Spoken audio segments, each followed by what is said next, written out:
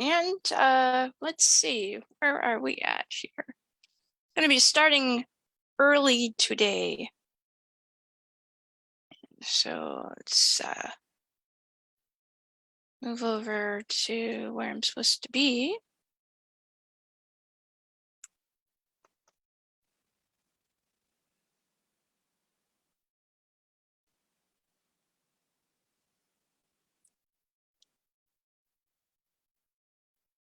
And that looks good.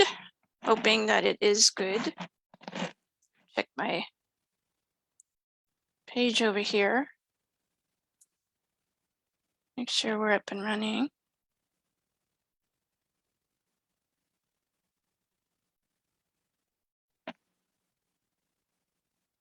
Oops, wrong page.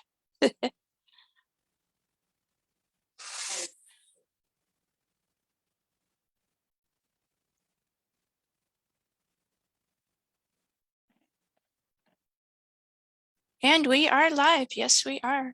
Over on Zombiepalooza Radio Live. I'm going to turn my sounds down on my phone. All right, so we're going to be starting a little bit earlier today. And I have a motivational video that I want to play and get back over to where I need to be. We're going to start that now.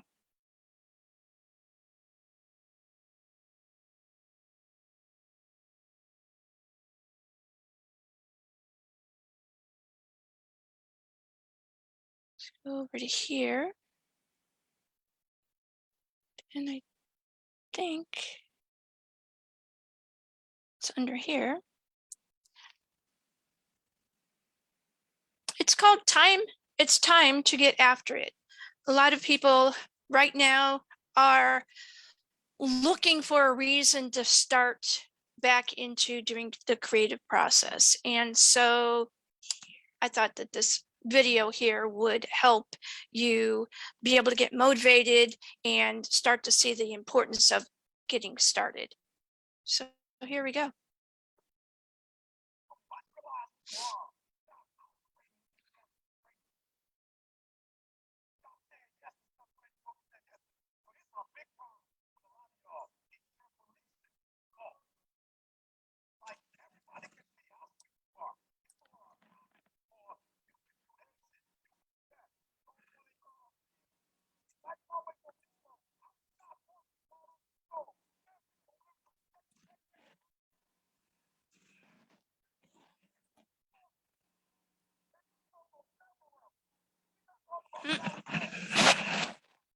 Restart it. Yep, gotta restart it. I forgot to do something before I started doing that. There's lots of new buttons, forgive me, lots of new buttons to push and share and all of that. And I need to make sure that, yeah, I share the sound.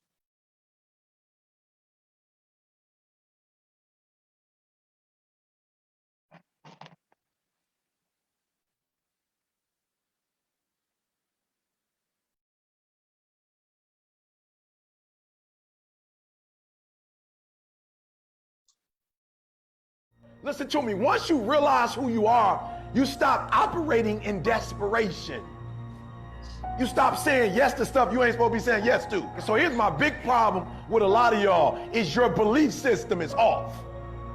Like, everybody can see how sweet you are. People are commenting on, you could do this and you could do that, and you the only one ain't caught up with it yet. Gee, why you always on beast mode? I'm shocked more people are on beast mode. There are people who living from check to check and they comfortable. It's the weirdest thing to me. I'm like, boo, you broke. And you broke on several levels. We're not talking about Sally Mae. You still owe your grandma. We're talking about you need to cash your grandma out.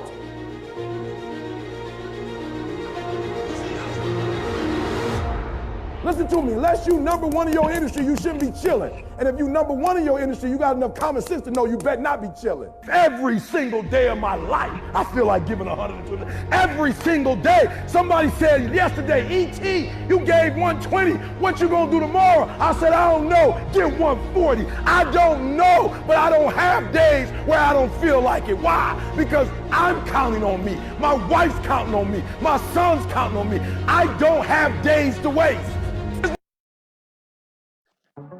Yeah, what if I told you you could make an extra $8,000 to $20,000 a month without going to college?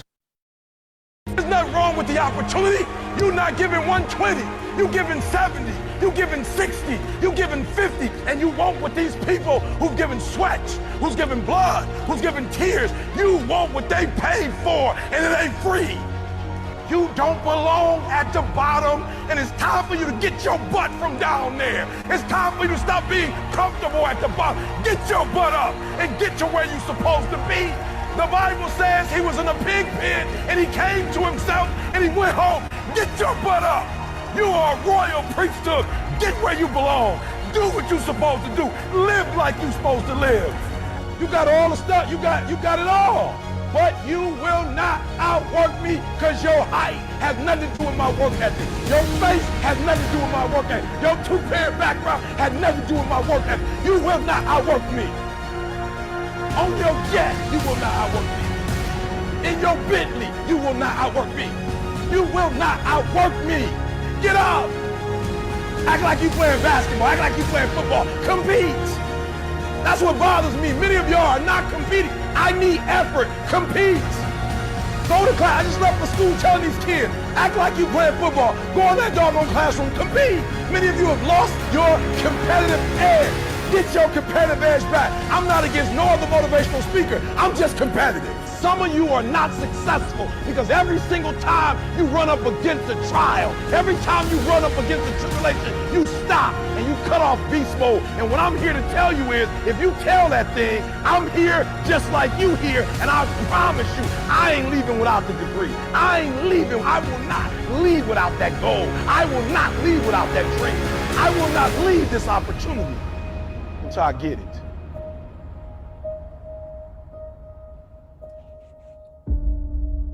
You don't punish yourself. Somebody said, E, you losing weight. I punish myself. I don't eat meat no more. That's a punishment.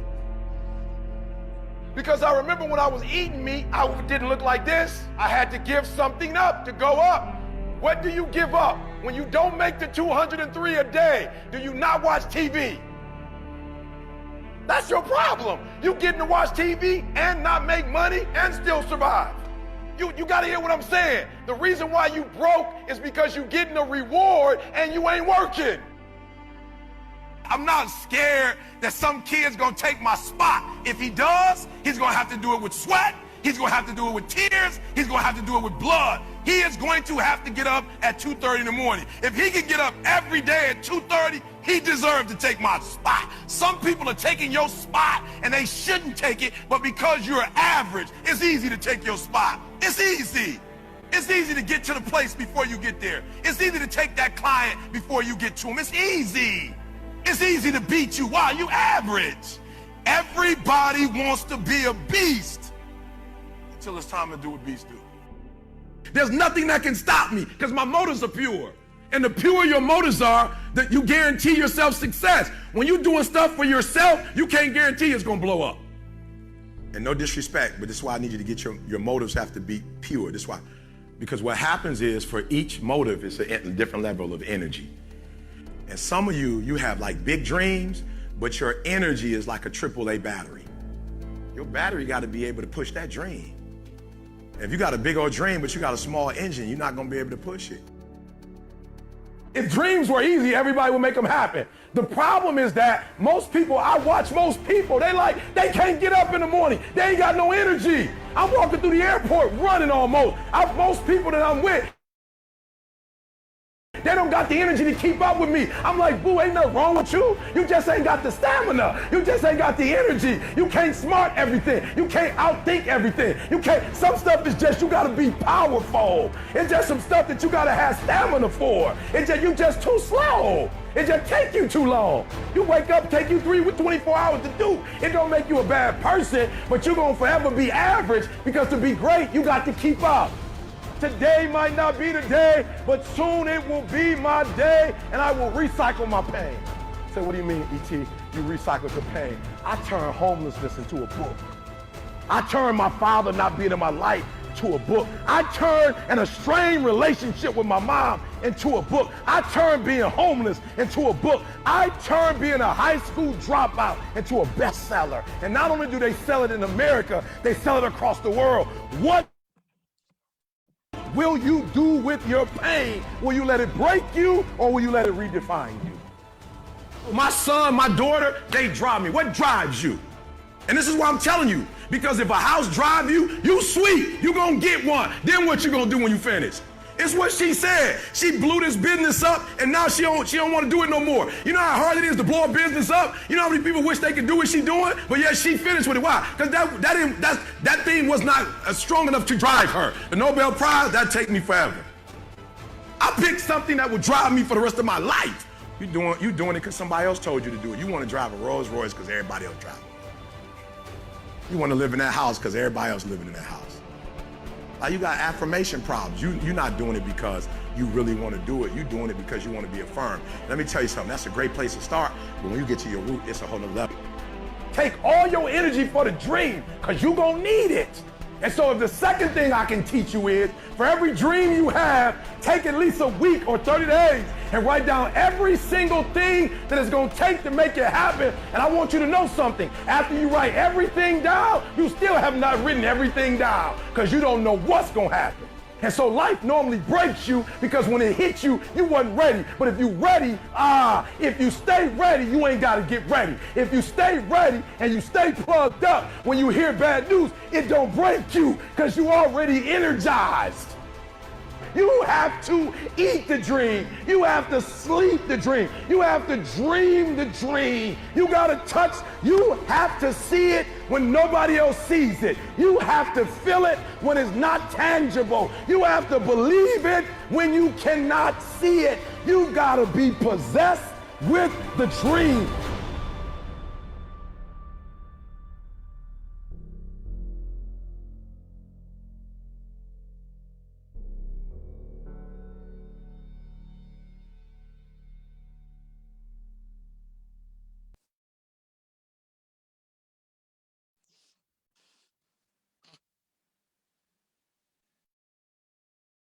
Not much to say about, well, there's a lot to say about that, but wow. He covered all aspects, and it's really, really important that if you are going to start a project, you have to be energized about that project. You need to be able to see different goal levels, short-term goal levels, intermediate goal levels, long-term goal levels. And there has to be a powerful why that is pushing you to go further. Now, some of you, you've done a number of books, a number of films, another screenplays, different kinds of points in your acting levels. And you feel like maybe you need to find more of the why. Watch that video. I don't care how many times it takes. Get a notebook. Start writing your stuff down. Because a lot of you have it like all stuck up in your head, and you're like, well, I'll get to it. You have to write these things down. You've got to see them. You've got to feel them as much as you possibly can. And then you have to start looking for people who can help you get to your goal and start accomplishing some of your dreams. I am absolutely thrilled that after 10 years of doing this show, I have gotten to see some of you advance from where you were scared to death to do interview here. And now you're out there, you're doing your own shows, you're doing your own films, you're talking about your experiences at the film festivals and the different events that we have, or the different conventions. And it looks like this year seems to be a good time to be able to start getting into doing conventions and maybe thinking about entering some of your works. Please do it. We need that creative process. We have so many things that are going on in the world. And I really took a long time to figure out whether or not I should be doing this. Like right now, I should be doing this because we have so much horrific things happening. But you know what? On top of all of that, there are so many good things that are out there happening. I've been overwhelmed by the amount of content I've been seeing on my Facebook wall from everybody starting new projects and being excited about what they are doing. And I can't wait to bring you new content. Speaking of can't wait to bring you. Okay, so I need to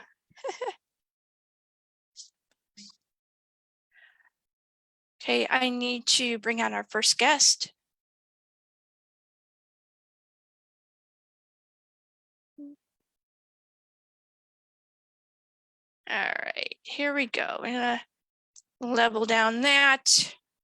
Lots of pages to get to, lots of things to figure out how to get back where they belong. And Richard, I'm coming for you. I'm going to send you a link, and it will go to your email address. So give me 1 second. Let me get that for you. I know so many things, different things.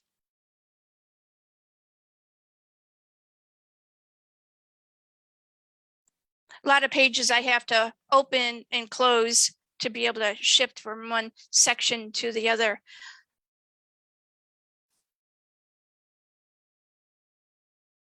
And your invite is on its way. There it goes. All right.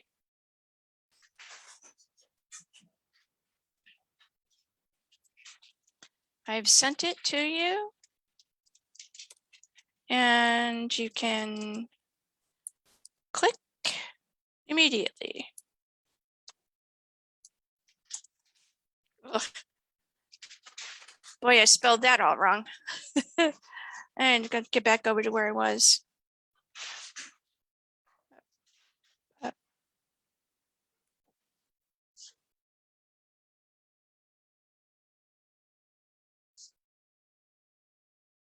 Over there.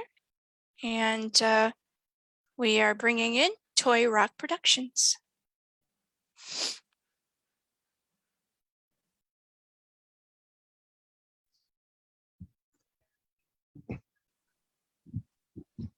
How are you? Hey, just fine. Did you Can get you to? hear me? Oh yeah, I can hear you. Look at how good you look back there. That's what I love to see. I love to see that. All right. So did you get a chance to watch any of that video? Yes, very inspirational. You can hear me, right? I don't know if I need the buds or not. Hello? Oh, hello? All right, hold on. Okay, hello?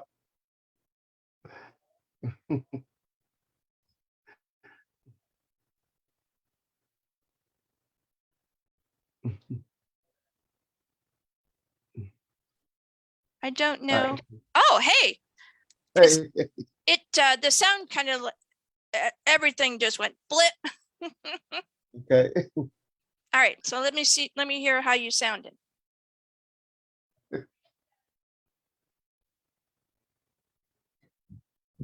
How about let us know who you are and what it is you do so I can get a sound.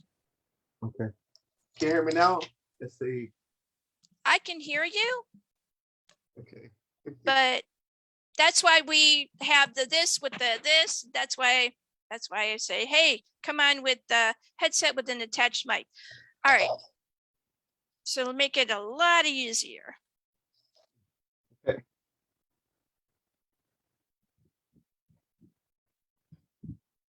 Okay. Give me a test run of your sound. Can you hear me? Yes. Fabulous. Give me a test run of your sound by saying who you are and what it is you do.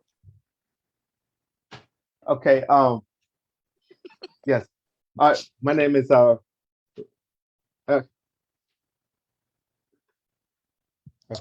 Hi, my name is Rich Bethea. I'm a writer, director.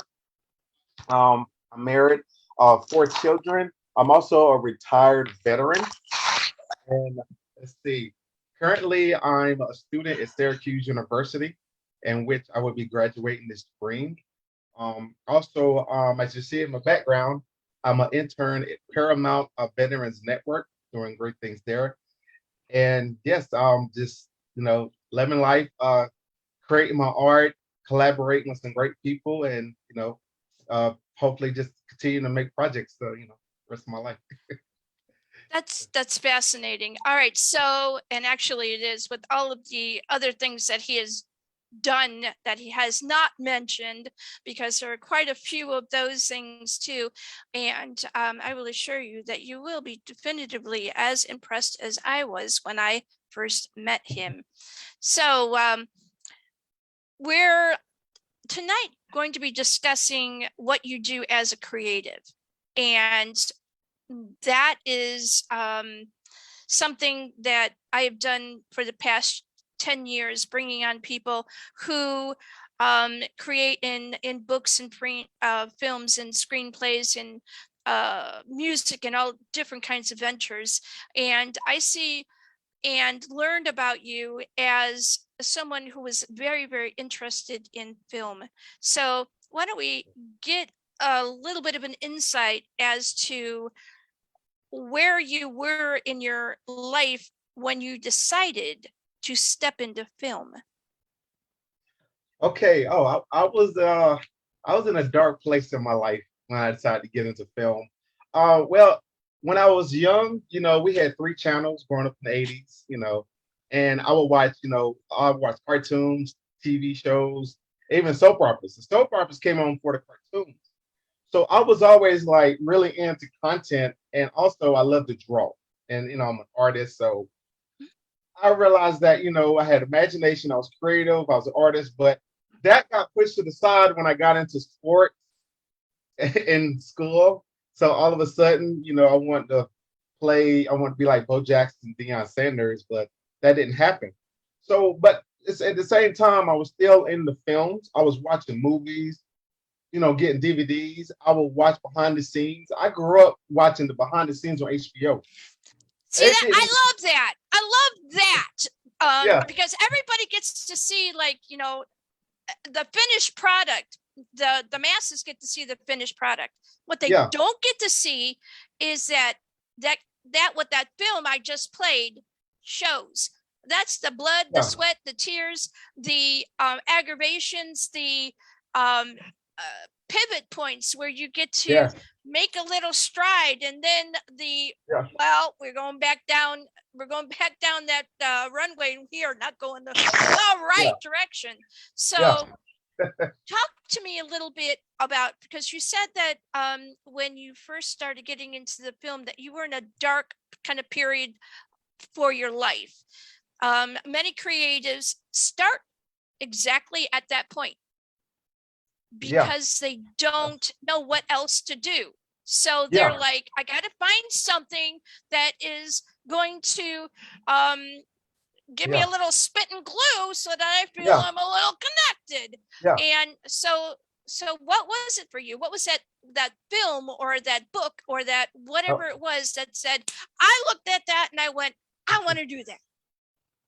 Well, it was I was going through a divorce. And so I asked one of my friends at the time, I said he was going through a divorce and he was always happy and stuff. I said, how do you do it? He said, hobbies. So I was like, my hobbies is movies. So I just started watching movies. But at the same time, since I was going through a divorce, it was like, let me improve myself. I'm not going to let this get me down. So I started taking writing classes. And for the first time, I got B's in writing classes when I took University of Maryland. I got a B in effective writing skills. I got a B in English 101.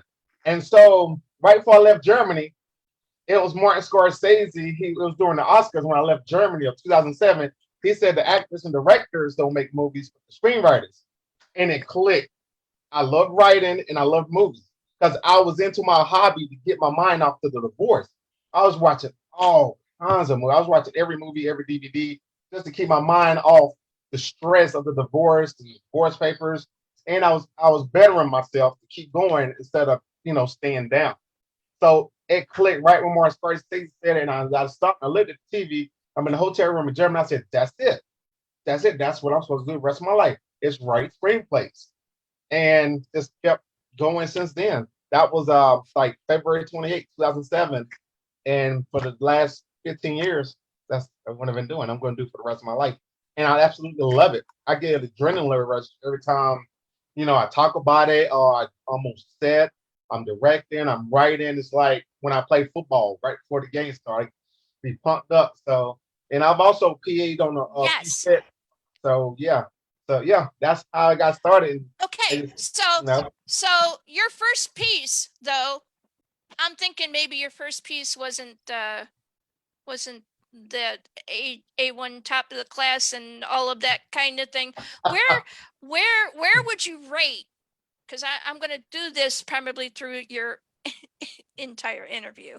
Where would you rate that when you first made that first piece? You were happy with it, but then maybe somebody looked at it and went, it's a little fuzzy here, or it's very clear here. Can you give me more? Or give me some of that.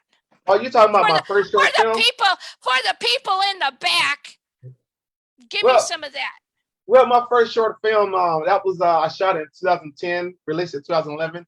This was before I went to college. It was bad. It's bad, but I learned. It took me 8 days to edit.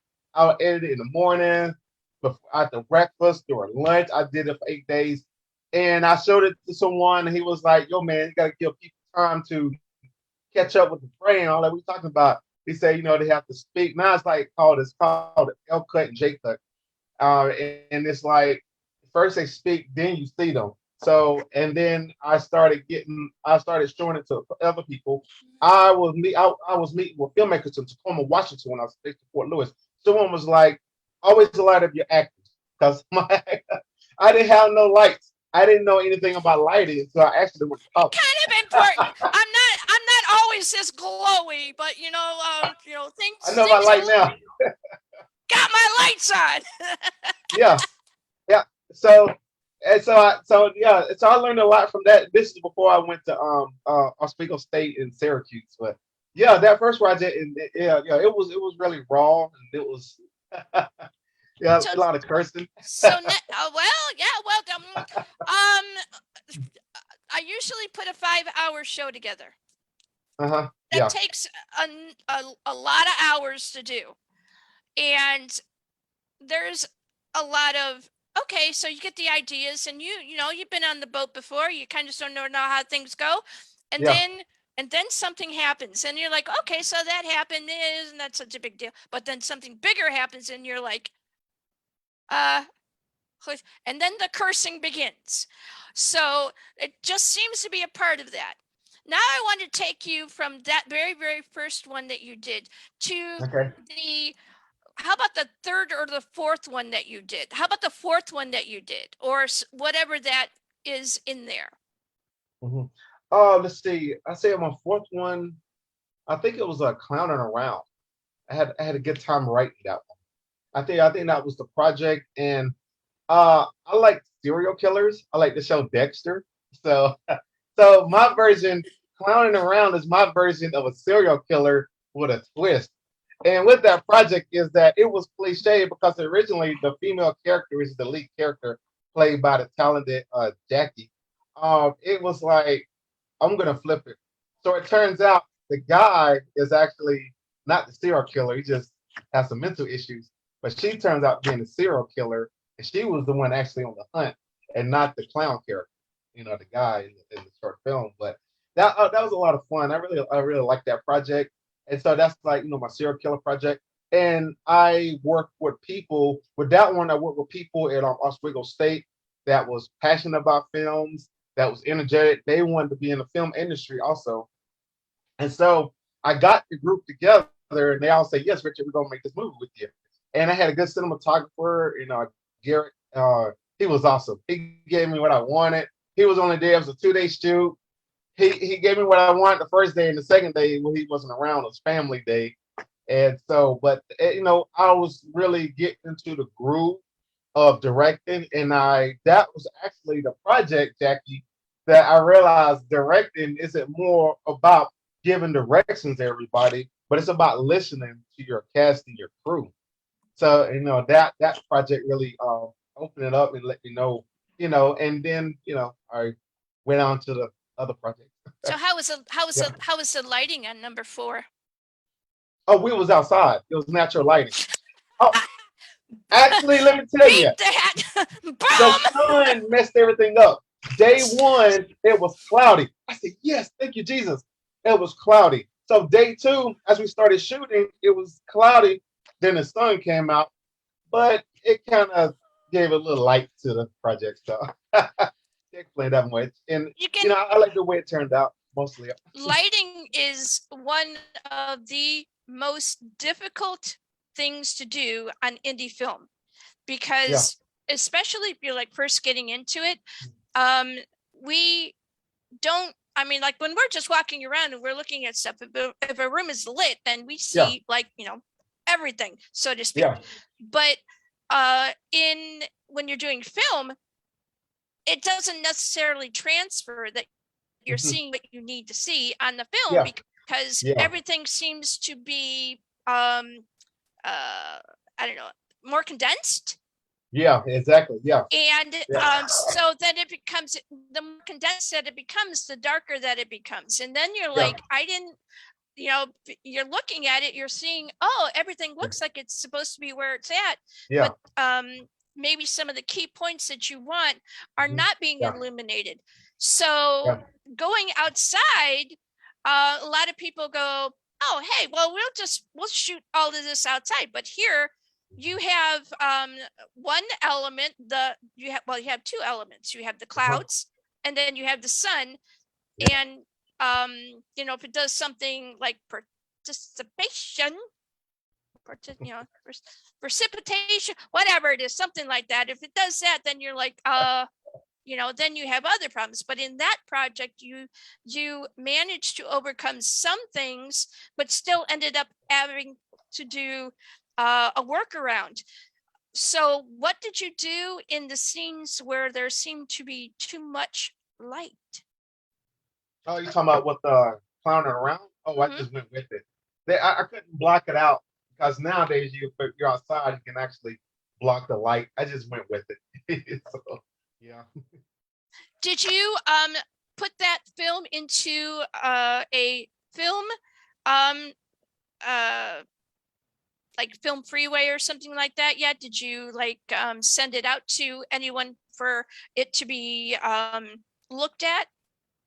Yeah, it only got picked up with a few film festivals, few smaller ones. Don't say only. Look, do you know? Oh, we've had this conversation. Do you know how rare it is to do that? You went through all of that thing. You got it put and you sent it out to a couple of places to get it even considered, and a couple of them picked it up. And you're like, and you're say only. Yeah. Well, the thing you is, did good. I like. Well, are you talking about? Are we talking about the same project? You talking about Touch or Clowning Around? I'm talking about Clowning Around. That's Clowning Around. Okay. I'm talking about Clowning Around. A lot of people because that's where we were. I like climbing around. It's like I sent it to a lot of film festivals, and a couple picked it up. And Good. yeah, Yes. I like it. Yeah. And smile about it and be happy about it, because that's an accomplishment right there. It pushed me. It pushed me to get better. And that's why I was like, okay, Yeah. now I really have to. I have to knuckle down, push myself, and go ahead and and reevaluate to get a film into a film festival. Yeah. That's a big deal. So go to your first one where you went, you put the effort into it, and it paid off. Are you talking about the project that paid off? Oh, that's Touch. Touch paid off. Yes. Yeah, I wrote that. The Touch was like I was thinking about picking a dream team for a project, and the dream team was people I thought was talented, and I was going to bring them together, work on a project. And so it turned out that it was getting close to my senior thesis. So I went and contacted. I got a producer. Having a producer with a project was awesome. Alexis Rivera, she was awesome. She was my producer. One of the best sound guys was one of my good friends at Oswego State, and he was one of the best sound people.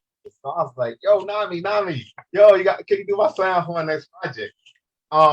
Ben, the DP, he was awesome. We went and I found actors that I've seen in other projects. These guys I've known for 3 years at Oswego State. We got together, we shot the project, and yeah, I got on LinkedIn and I asked for editors. And at this time, the COVID had hit. So the editor, Lee Weinberger, and her partner, Spencer Green, they edited my project, and it looked great. And I was like, whoa, I got something here. I was like, whoa, and they did a great job. And she charged me $100 because she was doing a promotion while everybody was at home. She wanted to work with up-and-coming filmmakers. So she edited my project Touch. And when someone, the New York Tri-State Film Festival asked for Touch, after I released it on YouTube, I told my wife, I said, babe, someone's asking for my short film. She said, Richard, hopefully it's not a scam. Because, it's the first time someone asked for a project.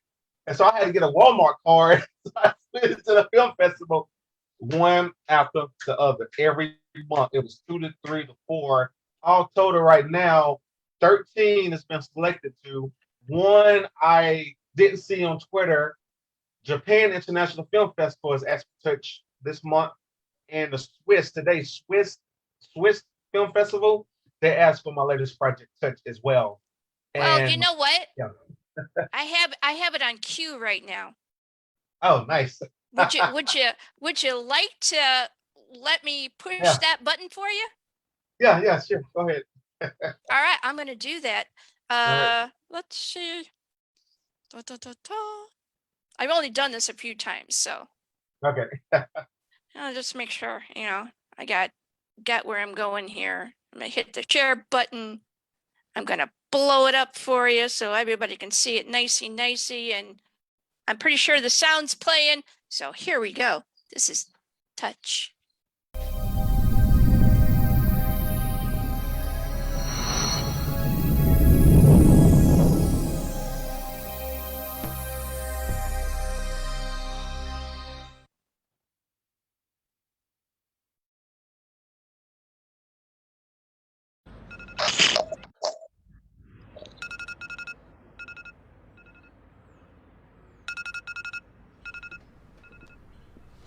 Fuck.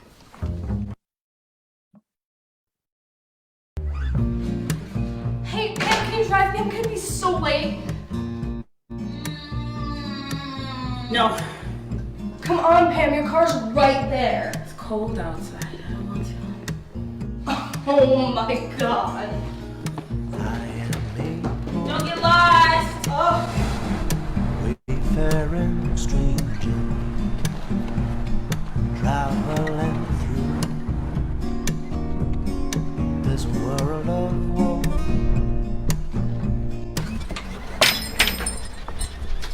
Who's late again? I'm so sorry. My alarm didn't. We do sell alarm clocks,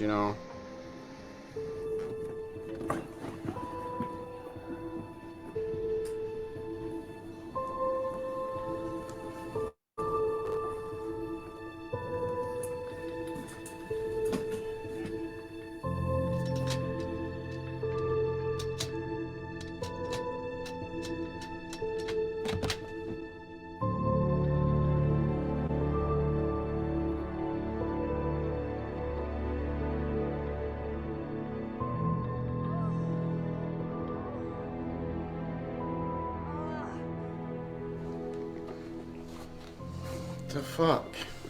I was turning on the light and I fell. You always have excuses. It's not an excuse. It really happened. This is crazy. You owe me money for the camera that you broke last week. That was an accident. You're costing me money. What are you trying to say, Rob? You're fired. Dick.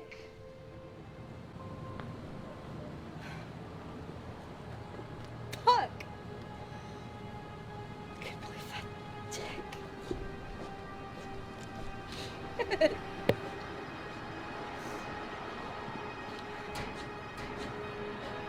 Come on, pick up Pam. Hey, Pam, it's me. Hey, are you busy right now? I'm sorry to bother you, but I was just wondering if you could come pick me up. I've just had a really hard day and I could really use a friend. Come on, Pam, you have the car, don't you? Look, listen, I'm sorry.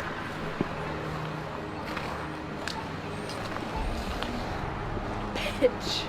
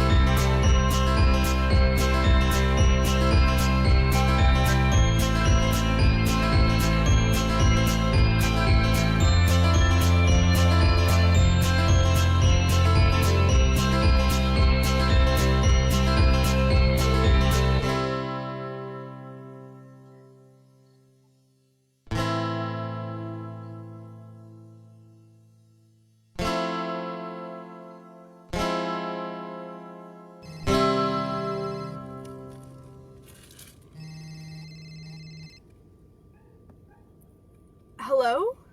Hey, Cass. Look, I was being a bad friend earlier. Yeah. I should have just came and got you from wherever you were. No, don't worry about me. No, it's fine. I can come get you right now. I'm like walking out the door. Okay. Hold on, where the fuck's my car? I don't know. My car was here an hour ago and now it's not here, Mom. What do you mean call some... I'm gonna call you. Fuck.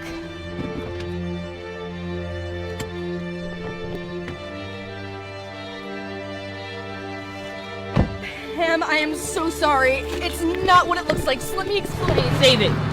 You stole my car. No, I didn't mean to. Weird shit has been happening all day. Weird shit's been happening? You took my car. No, I didn't mean to take it. I just touched it and then it turned on. I didn't even need the key, Pam. Isn't that weird? You can't tell me it's not weird. No, it's not a lie. I swear it's not a lie. Hotwired it because I wouldn't drive you far. Pam, I'm not lying. I swear. I don't even know how to hotwire a car. Just admit you took my car. before I get even more mad than I am. I didn't mean to. You have got to stop lying to me. Don't push me. You stole my car. You tell me not to push you? No. We do sell blind plots, you know. You're costing me money. Fire. Come on, man. You have a car, don't you? You stole my car. No, I didn't mean to. Weird shit has been happening all day. Weird shit's been happening. You took my car. No, I didn't mean to take it. I just touched it and then it turned on. I didn't even need the cam. Isn't that weird? You can't tell me it's not weird. No, it's not a lie. I swear it's not a lie. Hotwired it because I wouldn't drive you. Stop lying to me. Don't push me. You stole my car. You tell me not to push you?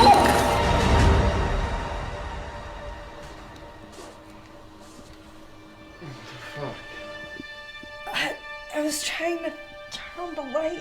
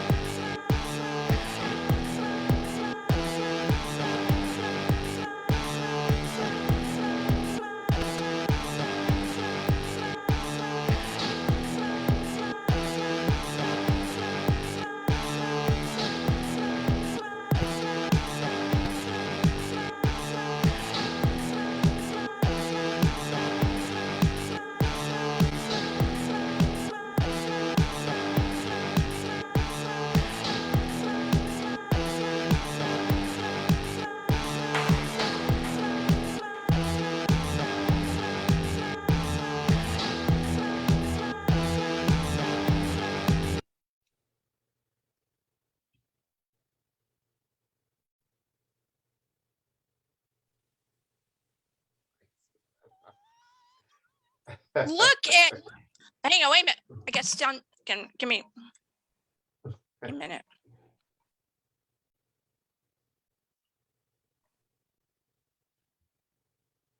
I still had sound playing. You have the trailer going too. I'm not going to play that right now.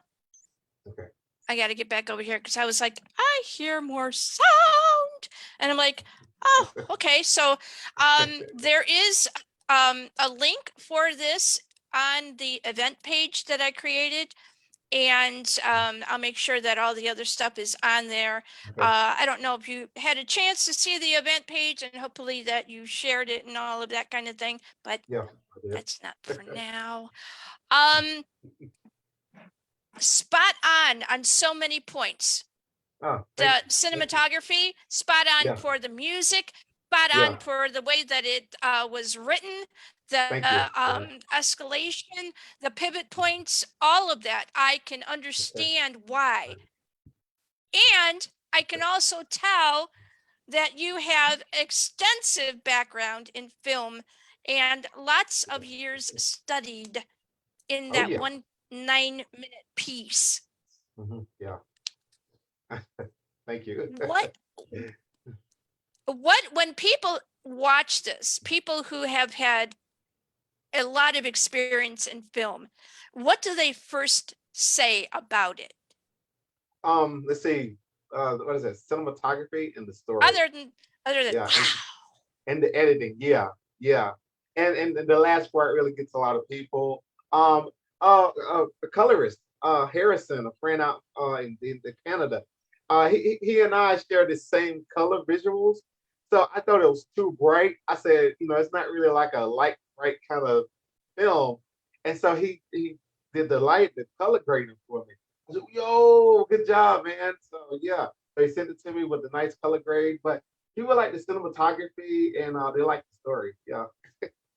And they like the relative element of the superpower too. Yes. And all right, so how long did it take you to develop this particular piece? And I want from seed to post-production, and in the Yeah. seed, I want to know maybe too also, what were some of the things that were going on in your life at that moment in time where Okay. you were able to spawn touch? Okay. I was a good time of my life. I wrote this in my intro to screenwriting class at Oswego State with Professor Juliet Gilio. Well, we needed 3 ideas. I only had 2. And then one of the students was like, Richie, you need 3. I said, oh, snap. So the thing is, the class vote on the ideas. So before I presented, I was like, let me think of one. And so superhero movies are big now. So I was like, and I like the grounded realism superhero movies like Unbreakable and the Christian Nolan Batman. And so I looked around the class and I remember it's mostly, females. I'm like, oh, young females. If the class like your idea, then you get possibly an A if they liked it. And it turns out I wrote the idea. A college student realizes she has the power to start cars. That was my 3rd idea. So the class votes on your idea. This is in 2017. It's around about September, October timeframe. So when it came time to voting, touch was voted for. And I was like, all right, I was on the money. I was right. Now I got to develop this bad boy. We workshop this. Let me tell you, Jackie, we workshopped the hell of our scripts. And it was awesome because you have to read it and then each other read it. Then you read in the groups. I rewrote it like, oh my gosh, I rewrote it 10 times. I changed the ending a lot. And so then I was like, okay, I got an A in the class. I got an A in the script. So I said, okay, it originally was a feel-good project. So I just put it to the side. I worked on class projects. I worked on other projects. I met people that would later work on Touch. And so this is 2017. So I wanted to do Touch. Touch was supposed to be a challenge. It was actually originally written as a feel-good cupcake cookie cutter project. But the darker elements, I like dark content. So the darker elements started coming out, especially with me and the other 2 writers that helped me rewrite it for production. And I was like, whoa, it's gonna be a little dark. I think it's gonna be darker. So 2019 summer, I said, hey, I got this script. Let's do this project. Alexis said yes. Ben said yes. Namu said yes. This was right in 2019. We had meetings. We had 2 meetings. We had a rehearsal. We shot it November 16th, 2019. Then, so I had the footage. Alexa was going to edit it. Then I realized I needed the editor. She got busy with a senior thesis. So Touch was going to be a personal project. The pandemic hit because I was working on another project that we may talk about.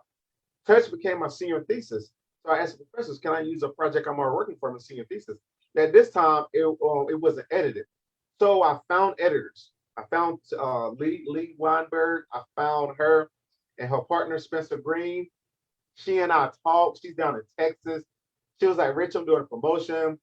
I would like to go ahead and network with you and edit your project for your senior thesis. I said, oh, great. So I got all the footage from Alexis and I sent it. They sent it back to me. I got it back right week before I was supposed to show it. They were going to show it online, the senior thesis. I was supposed to stay because of the pandemic. And so I got everything back. I got it color graded. And I did a 4-month marketing campaign on my short film. Marketing helps. I marketed. I created my teaser trailer. It took everything in me not to release my short film Touch in June. It was ready to be on YouTube in June. I said, no, I'm going to create a marketing campaign. So I did a teaser trailer. I released it in August. I released the teaser in June and I released the full trailer in August. August, September, October. I waited 2 months to release Touch on YouTube. And next thing you know, people was watching it. I was like, whoa, people was complimenting. I was like, whoa, I did something here. It kept going and going and going and going. It's not like viral, but it's like up to 1,600 views. There's a lot. I was like, that's a lot. Yeah, I was like, whoa, October, November, December, January, 4 months. Touch was getting watched. I'm like, okay. So I just kept posting on Facebook and LinkedIn. After 4 months, boom, New York Tri-State Film Festival emails me. They're like, we want to show Touch. And then I remember in February, I had 5 film festivals ask for it. And then they would send me discount codes. So instead of it being $50 at the film festival, it was like $15. I said, oh, thank you, Jesus, I'll take it. Absolutely. Yeah, we had a good time. Everyone is talented. They believed in me. They put in their input. Everybody had strong input. We changed dialogue. We changed names because they was like, this Richard, this Richard. That's okay. There was actually another character that was going to be played about one of my friends, and he wasn't relevant, so that character got taken out. The movie would have been like 15 minutes long if I would have kept the character in. So we had meetings. We liked it. We rehearsed. Ben put his input. Great cinematography. Alexis was awesome. We wrote the script like, I don't know, 3 times from the time I got everybody together. Namu with the sound was great. I mean, it's like everything just clicked. Everything that I had went through with my other projects. Also, I worked on like 30 projects in Oswego State, whether I was holding the boom or I was whatever I was doing, acting. And so all that paid off with this short film. And I'm looking to work on my upcoming project. And yeah. Oh, I forgot. Oh, Rob. I Was wish awesome. this was His yeah, but owner the was poor awesome. guy got his head cut off. Yeah. Well, his owner, Rob, they were so excited. And they actually got people to say, hey, you was in a short film I seen. I went back and visited Rob like last October, and he remembered. I said, hey, man, you was on the show. I said, yo, man, it's all over the world. I said, it's all over the world. Because it's been showed, oh my God, Paris, France, Spain. I had them ask about Italy. It's like I don't really keep track because I'm moving on to the next one. Then after that, Brilliant. I'm gonna move on to the next one. So I try not to, stay with. Oh, now it's like, what's next? Okay, this was great. What's next? But he was excited. I told him to tell his boss, thank you again. And I went to him, and he was like, yeah, you can shoot here. Yeah. I was like, oh, snap. So we shot there, and Rob was awesome. We had to put the mic close to him as possible. Namu, my sound guy, he got his voice. He never raised his voice. So it's like, Namu, I said, Namu, you're going to have to get this guy's voice as low it doesn't, really go that high. He was like, okay, Richard, I got it. And he did an excellent job. Rob was in it. He did great. I'm so grateful for the owner. Also, I'm grateful for my wife for her courage to let us use her car. I thank my wife because I said, babe, I need the car. Because I didn't have the money. I didn't have the funding to get the car. I was really going to rent a car, but I didn't have the money. I talked to you. I talked to you in pre-interview about how important it is for some of these people that have the people in the back being able to come up and get a little bit of recognition for what they're doing. Yeah. Sometimes a lot of recognition, because there Yeah. are so many creatives out there that just don't have that kind of foundation. And when I hear a creative say, yeah, they're participating, they're not only participating, they're excited. They're like, I believe in you and let's do this. And I'll even let you use my car. Yeah. Yeah, and that's I started off writing at first, and one thing I realized is that with being a writer, if you're directing, and it's best that you write, because if you say, hey, I want to do this project, I want to direct it, you should have written and then show them. That lets them know that you're serious and you really passionate about the art. There's so many people that are talking about what they're going to do.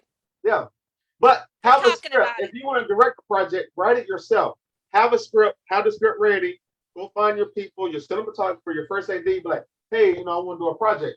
Here's what I want to do. You don't hand it to them. You click and you email it to them. Email them the PDF. They read it, they go, okay, Richard, you seem serious. You want to do this. I'm like, yeah. and that's why I'm like, oh, good thing. Hey, I started off with writing because I also love directing. I love working with people, collaborating with people, and hearing their creative input. And I try to pick the people that are most experienced and most talented at what they do and skillful.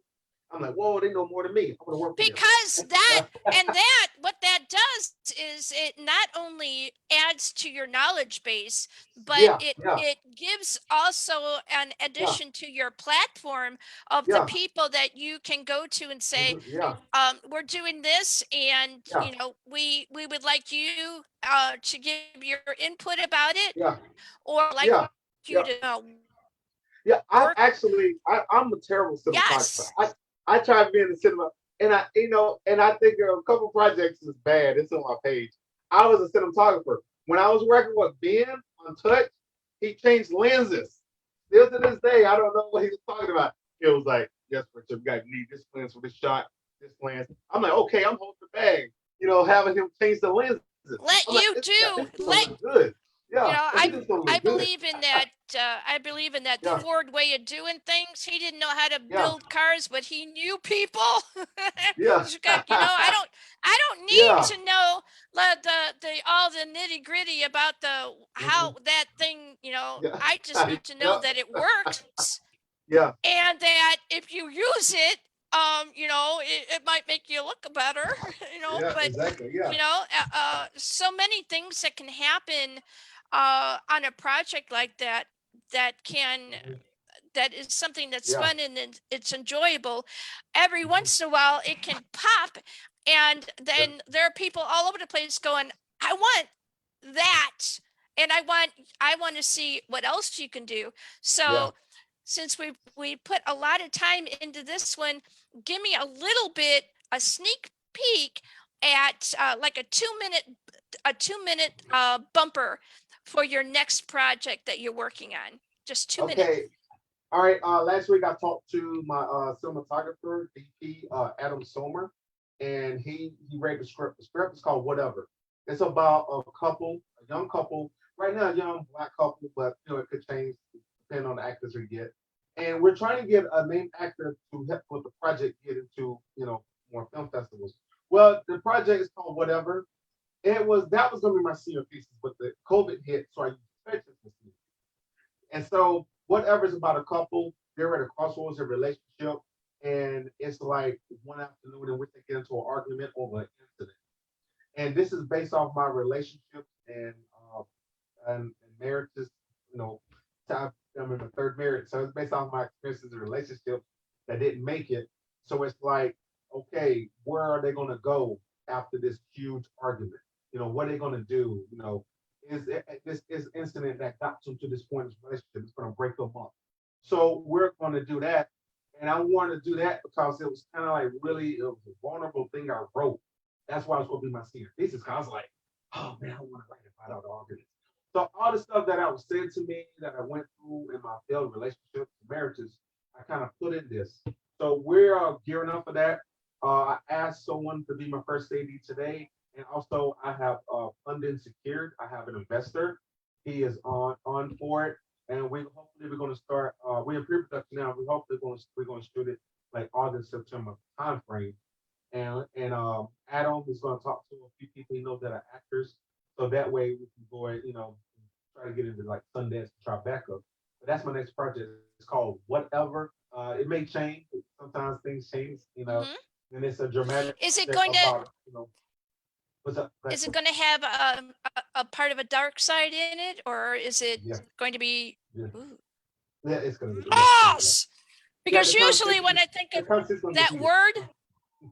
Usually when I think of that word, especially lately, it's got so many dark connotations. I cannot even begin to even legally tell you some of the things. Being a vampire, we kind of, we're all right with some of the variables, but there are other variables that not so much, we got a little issue with that.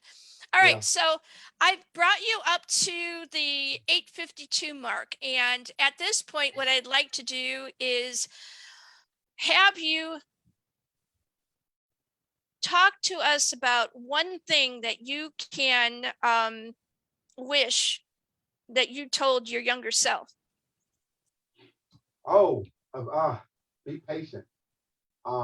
Be patient. It's going to happen. Just be patient. It's going to happen. Keep working hard. Stay on your plan. There was so many times I got frustrated with, if this screenplay gonna get picked up in the contest, this short film, but just, stay true to yourself. And I think the younger self, love yourself first. Love yourself first. Stay true to your spirit and who you are. Stay true to your vision. Just be patient, continue to work hard. The right people are going to come to you. The people that are not meant for you are not going to be around you. And just stay the course and work hard. Still be humble because it's been trying times. And be humble, stay humble, and just keep making your art, keep making your practice. All right. So you during part of your talk about touch and how you marketed that, do you have anything that you use as an app or as a book or a film to people who are interested in making those particular connections for when they send their film into the public? What was the question? You kind of broke it up a little bit. You said, what was the question? Okay, so what I'd like to know is, do you have any apps, books, or films that you can tell people who are interested in the idea of putting their work into a public view? Oh, yeah, social media. Let's see, LinkedIn, Facebook, Twitter, Tumblr. Put yourself out there. Then there's Vimeo. Hopefully I'm saying it right. But everything, just put it out there. You can also create a page on Facebook, but everything on social media, TikTok, Instagram, LinkedIn. Put it all out there. Books, really, every book you can get your hands on, and you would take a little bit from all of them. There's screenwriting for dummies. Then there's Save the Cat. I say read all of them.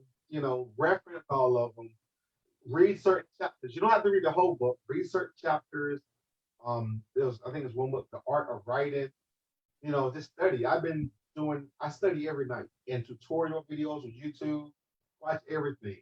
Because one thing I learned is if you can also speak the language, that will help. Will be like, serious. Okay, serious. Okay. Yeah, because there are You got the particular lingo. language that filmmakers use Yeah. that you wouldn't hear in like a regular conversation I learned unless it SODs were, last year. two. I learned about SODs Mhm. last year. SODs is the script pages you're going to shoot for that day. It's called SODs. I learned that last summer. That's in my 14 years studying. So yeah, and just put it out there on all the platforms: LinkedIn, Instagram, Twitter. You have to put yourself out there. You can't hold everything to the chest. Yeah, I put all my short films out there. Put yourself out there because that's how you get discovered when you're out there and on the platforms, and just read every book you get your hands on. Screenwriting for Dummies. It was so many. I mean, I have a whole library. There's so Film. many, There but was so many. so You can learn from all it of them. Take something from all of them. it Yeah. you're doing good. So No, thank now we're at 8:56. What do you think Yeah. about your first interview on Zombiepalooza Radio Live, and what would you say to other people who might be interested in doing this? oh, this is awesome. That's great. Thank you so much. I really, really appreciate it. And I recommend doing this interview. It's awesome. You see, I'm smiling. Yeah, I really appreciate you having me. I mean, this is awesome. And I appreciate you, giving me a voice on your platform. Thank you very much. And yeah, I like the things. The things are awesome. I like that. Please, for And- those who are listening now, we would appreciate it if you would also like and share Zombiepalooza Radio Live on Facebook. Also, we have Instagram, Twitter, and a few other places. But right now, I need your social media. Give me it. social media, Toy Rock Productions. Also, Richard E. Bethea on LinkedIn. Please add me so we can network, maybe collaborate in the future. Instagram, these are my top three. Add me. You can add me as a friend on Instagram. I'm always looking for, collaborate more people. I'm on Facebook, Rich Bethea on Facebook, and I'm also on Twitter. Not on Twitter that much. Mostly I'm on LinkedIn, Instagram, and Facebook. Please, add me. And so you never know. We can make a project happen, and or maybe we can critique each other's work and help each other. But yes, 40 Absolutely. Rock Productions on YouTube. Please watch my content and subscribe. Please subscribe to Rock Productions. I think I forgot a couple of times I talked to somebody. Push those links and buttons and all of that, because Yeah, when you yeah. do that, it helps not only our content, but it helps their content too. Yeah. Get it out there and bam, bam, bam. Subscribe to this channel also. So and please, yes, thank you. Yeah. Much You're welcome. appreciated. Yeah. Is there anything else that you like? You got 1 minute. Is there anything else you'd like to stuff in that 1 minute to give inspiration to a new indie creative? Yeah. Love yourself. Love yourself first, because when things are dark and things are looking down, or you make a project that nobody likes, nobody pays attention, you loving yourself is you loving your art. You loving what you're going to create. So no one really actually rattles you. So you're going to make this, you're going to write this screenplay, you're going to make this film, you're going to make that film. But as long as you love yourself and you have a strong spirit and will for who you are, you're going to keep going. People may not pay attention, but hey, there are 8 billion people in the world. You're going to keep putting it out there. These people may not like it, but all of a sudden somebody else going to like it that you never seen before on social media. But yes, love yourself. Stay true to yourself. Keep making your work. Keep making your art. Don't let nobody deter you. Don't let nobody tell you you can't do it. Stay strong mentally, and just it will happen. Just love yourself. Look at that. He did it. This man is a professional. Absolutely. You are welcome to stay, Richard, for our next hour, or you can go ahead, because I know people got lives.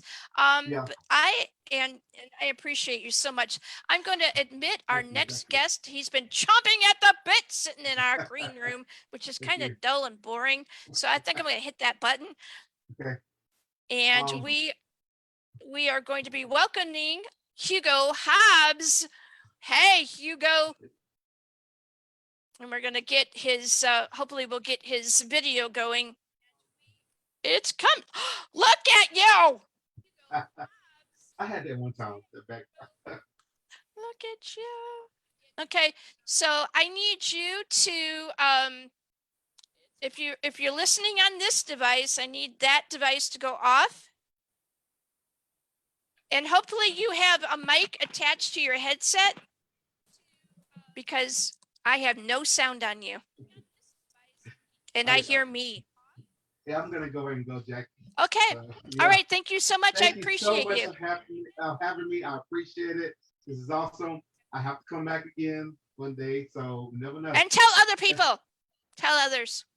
I'll see you later. More of your film people. Bye-bye. Bye.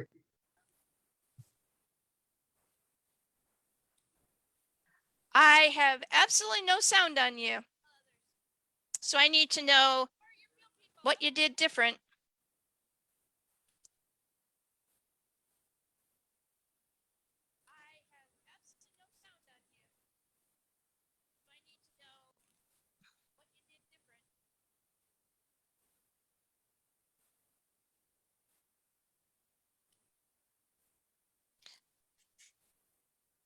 Did you plug your headset in after you signed in? Oh, I might have sound. Do you have there sound was now? a little bit of sound. Oh, I do.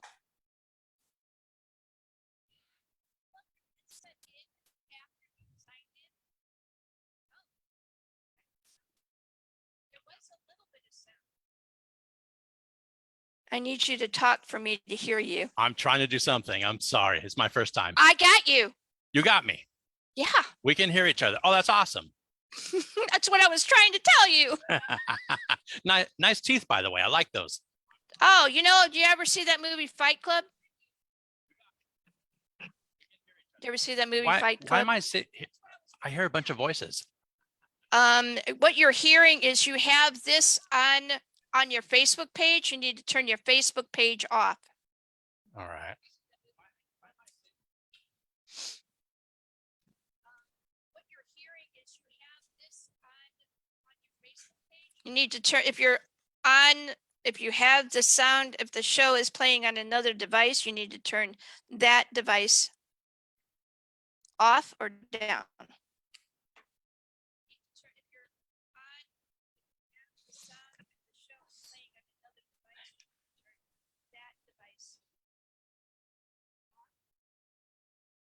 I'm logged out.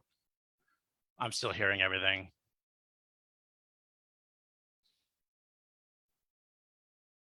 Okay. All right. I think you did what you needed to do. I hope so.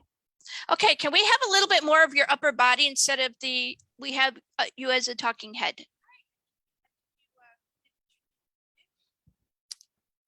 Apologies, my first time. It's okay. And I'm still hearing an extra mic.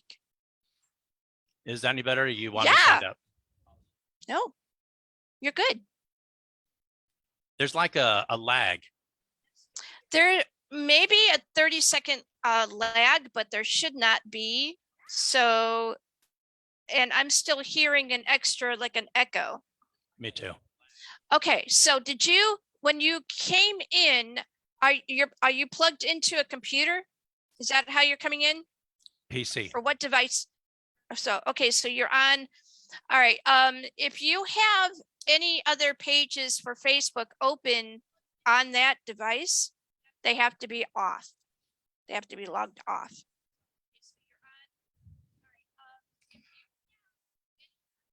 That's okay.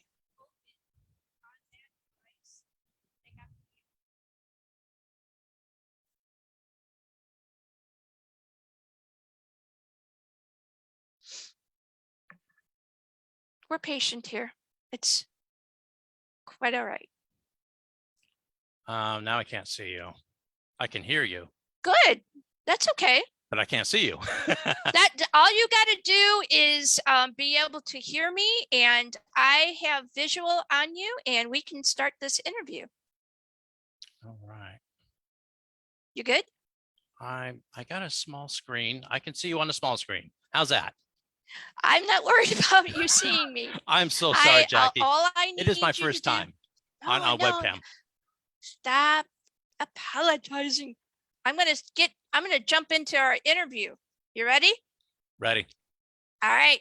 So for those who do not know whom you are, please tell us your name and the works in which you craft in, and we'll get going. My name is Hugo Hobbs. I've written my first novel called Quest for Fire. I have a small picture of it here. I don't know if you can see it, probably not. This is a book that I've been writing for the last 20 years. To be honest, I just didn't have faith in myself back in the day. So I never published it. But come the coronavirus and everything else, I brought it up to speed, brought it up to date so it's current, and went ahead and published it. It's available on Amazon KDP, and that's been available in both ebook and paperback starting September 29th. Pretty cool. All right. So when you first decided that you were going to start writing, where were you in your life? What kind of things were going on? After this last pandemic, there was just so much going on. I was a Class A truck driver. As you know, you went through it. It was bad. I got laid off, and I had this block of time, and I thought to myself, I have this old story, and I wanted to bring it up to date. I wanted to make it more current. And then as I was doing that, in 2019, we saw the George Floyd protests, and I thought to myself, you know what, this needs a mix of everybody. I need to make a character that everybody can get behind. And so, that I have Black, Asian, Latino, and white heroes throughout the book. Mhm. And quite frankly, it's the best book. I'm really proud about it. Writing for audience is important, but writing for self, especially to be able to have something that you feel you have put your entire self into, as well as looked at contemporary issues going on, shows that you have a passion for inclusion and for having something that people can go into and feel like they can step into. Exactly. So let's talk a little bit about how you go and create a scene. Walk us through any scene that you want to, and let me see an insight as to how you structured it. Well, certainly the first thing I like to set up is the background. I like my potential reader to see the situation for what it is and who's there. If, for instance, say it was two people, I have two people in the book named Morgan and Sarah who end up developing feelings for each other. And there's a simple love story going on. So they would come and sit down on the bed, but just talk and flirt with each other. And like I said, it's the room, it's knowing the other characters are away, knowing that they have this singular time together to talk, flirt, and or, let the relationship go. So that's different things I look at when I look at creativity. I don't like to just splash something onto my reader and have them think, oh, wait a minute, where are we? Where did this happen? Why are they in the room? How come they're not in the grass, or vice versa? So for me, I guess what I'm saying is outside surroundings become important. And once I establish that, then I create the scene, whether it be for love, violence, whatever the situation. I want the reader to know exactly where they're at, what's at stake, and what's about to happen. Fabulous. Texture is very difficult to talk about in the written word. Walk me through how you allow for the audience to feel and hear texture. I would say texture, because obviously it's a fantasy world. It's my own world, but I draw as much as I can from the natural world around us. One of my favorite things is being outside, being outdoors. So when I'm talking about texture, say if they're crossing a river, a stream, I talk about not only that it's wet, but how it splashes upon them. What's the temperature of it? Is it warm? Is it cold? If it's cold, do they feel goosebumps as they're crossing? Are they alert to the river? Or are they alert to possible enemies in the area, say orcs, trolls, whatever? And I let it become an ambiance of several different things, especially in, say, a tense situation. One of your biggest loves, maybe not your absolute biggest love, but one of your biggest loves is being outdoors. Tell us how important it is to you as a creative to be able to bring that sense of adventure into your work. The outdoors is everything. I am a natural enthusiast for the outdoors. I do, biking, gold panning. I go swimming. Gold panning, I always tell people that's the only hobby you'll have that will pay you back. Yes, but it's not really a whole lot easy. You have to really invest a lot of time into doing it. Oh, you certainly do. And Yeah. it's what the issues that you do with gold panning is the same for a book. You research where you're going to go, how you're going to get there, what's involved. And then when you get there, even just, panning for it or doing whatever is a whole new situation. And I bring a lot of those experiences whether it be the beginning, the middle, and the done to the book.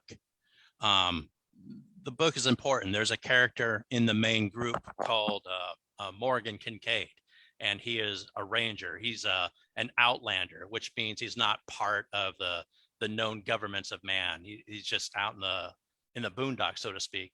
But he's foreseen in this vision to be part of this group.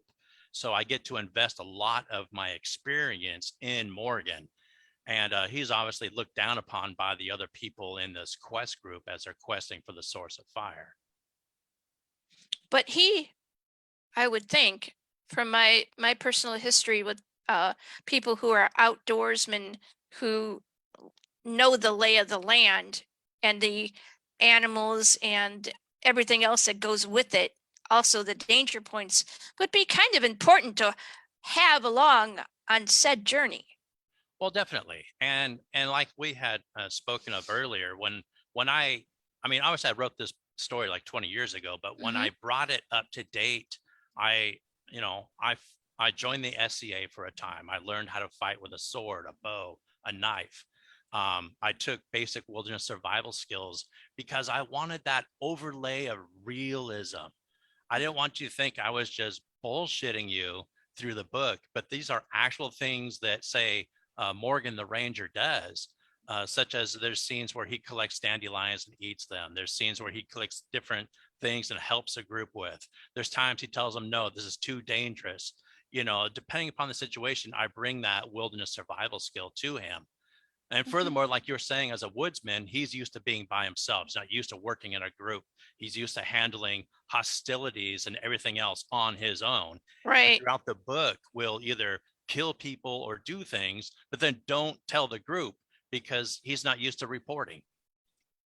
Right. And there are people that would primarily like that about this particular piece because they can relate. Yes, they can relate to it. In this book, The Quest for Fire, the essence about it is that there are two groups, the heroes and the villains, and they're looking for this entity that is the absolute reason why there's, say, fire in the universe. I mean, if you think about it, everything from a candlelight to the very sun, if you could link with something like that and learn, you could be an implement for great peace or great destruction. And so what happens is this entity, amongst others, has decided to get involved in the affairs of light and darkness and sends out artifacts to be found. The first person to find them is the first person that can link with her, preferably a wizard or magic user. The darkness, she sends out 4 artifacts. By chapter 1, even the very beginning of the book, you found the darkness has already found 3 of them and are getting ready for the 4th one. The light, which is represented by elves and men, they're just so far behind. But what ends up happening is they have a convict in their prison system that accidentally found out where she's at. They bind this group together of special forces, a princess, this ranger, the convict, and they throw them in this very dysfunctional group and send them off as the only hope for the alliance. So they're always playing catch up and they're always infighting and fighting with each other.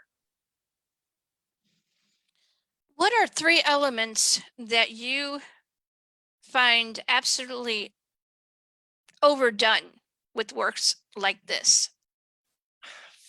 Fire, water, and probably earth. I think they're overtalked a lot. Obviously, the book is called Quest for Fire. In my book, there are 5 sources. 4 of them are elemental, but the 5th one is entirely different. In my book, it's referred to as the table of creation. And as it's implied, it can create either good or for evil. So getting to the source of fire is also a step towards the table of creation to make or break things according to your desire. So that makes the quest for fire, the source of fire, that much more important. And like I said, the darkness, which in my book is represented by a dragon named Arpharazon, he has legions of vampires, werewolves, orcs, trolls, all sorts of things. And like I said, there's only 4 tablets. They've already found 3 by chapter 1, and they're moving towards it. So this small group is already behind, and they have to find this source. So a lot of the book, I want to say the first 10 to 12 chapters is a race, and you as the reader go back and forth what the darkness has done, what the light has done, and you got to see just how far ahead the darkness is and how far behind the light is. And once the darkness, our Farazana's armies, get to the source of fire, then the book splits, because now you get to see what a source mage can do. He comes back to the lands of the Alliance. There's war. And then the other half of the book is you're still with this quest group trying to find a location. So it's a great medium of these 2 different arcs. The paperback is 686 pages long, plus a map, plus 20 pages of a glossary that I hand did for over 4 months. Sounds like a little input from the master Tolkien. Maybe a little that talk about the importance of Tolkien when it comes to this particular genre and how it can illuminate the mind of a creative. I love Tolkien a lot, especially growing up as a child, and I hope that some of his talent is sprinkled throughout this book. I like the story arc that he had. It's, if you want to think about the Quest for Fire, maybe similar, like returning the ring to Mount Doom, so to speak, in Tolkien. But whereas Tolkien set a singular arc, this was the only quest, and once it was done, once we got the ring in Mount Doom, it was over. This isn't. This book, imagine there's 5 rings of Doom, so to speak, because there's 5 different sources. And if they're found, each one can be linked with. You could have the Alliance linking with 1 or 2. You can have our Farazana's dragons linking with 1 or 2. And that's why the book is called Book 1 in the Source War series, is because these wars need to be fought and need an absolute victor. And you find out through this novel that there was a source war 500 years prior, but there was no victor. So that's why they're even having the war today, is because yesterday was never concluded.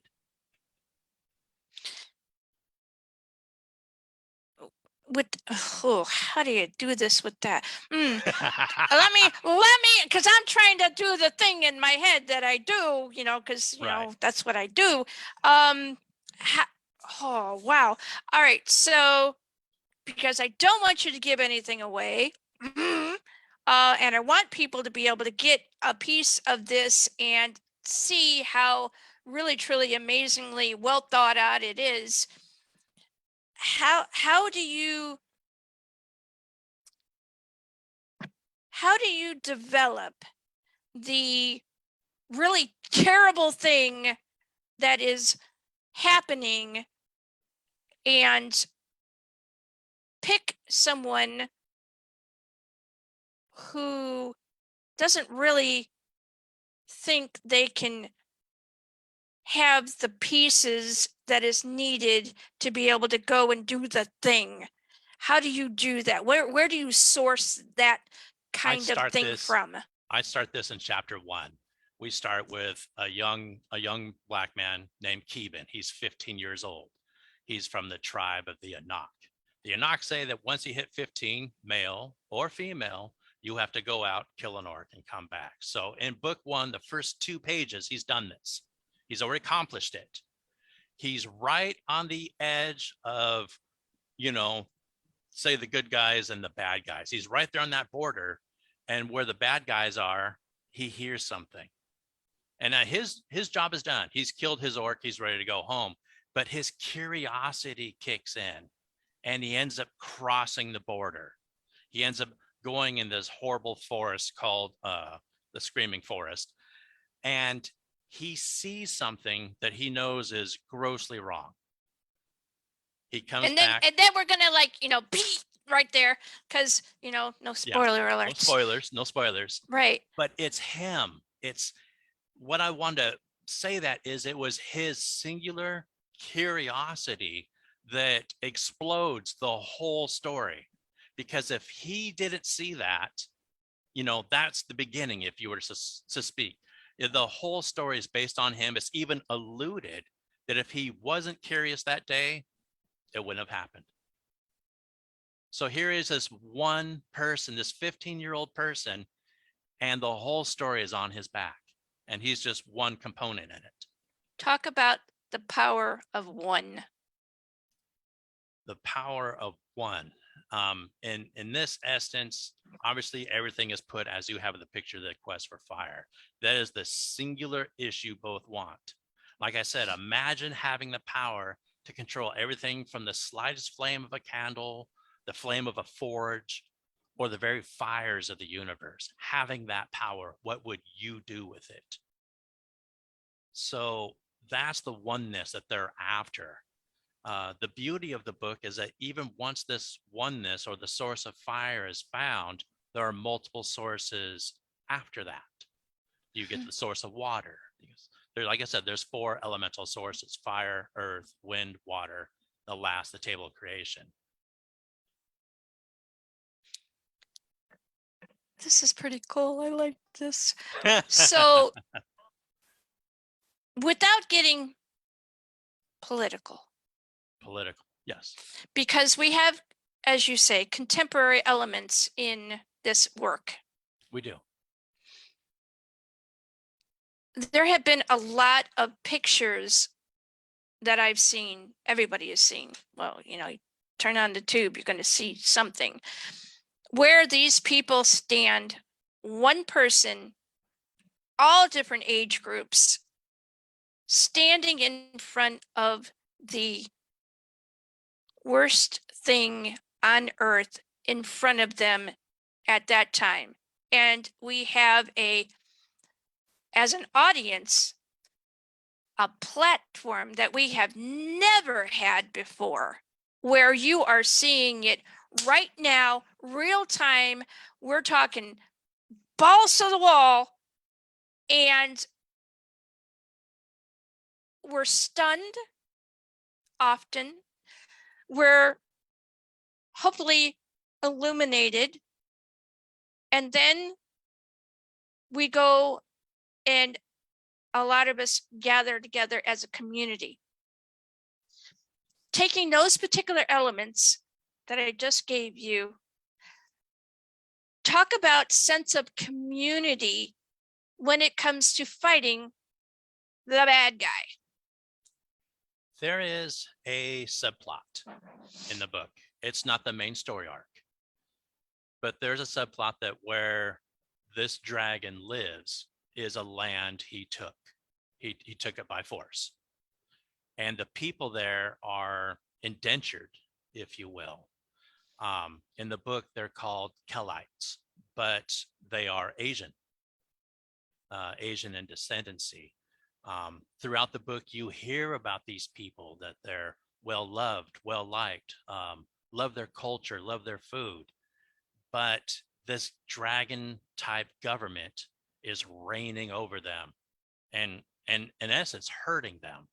One of the sub-stories is these Kellite Asians reach out to the Alliance and they ask for a single thing.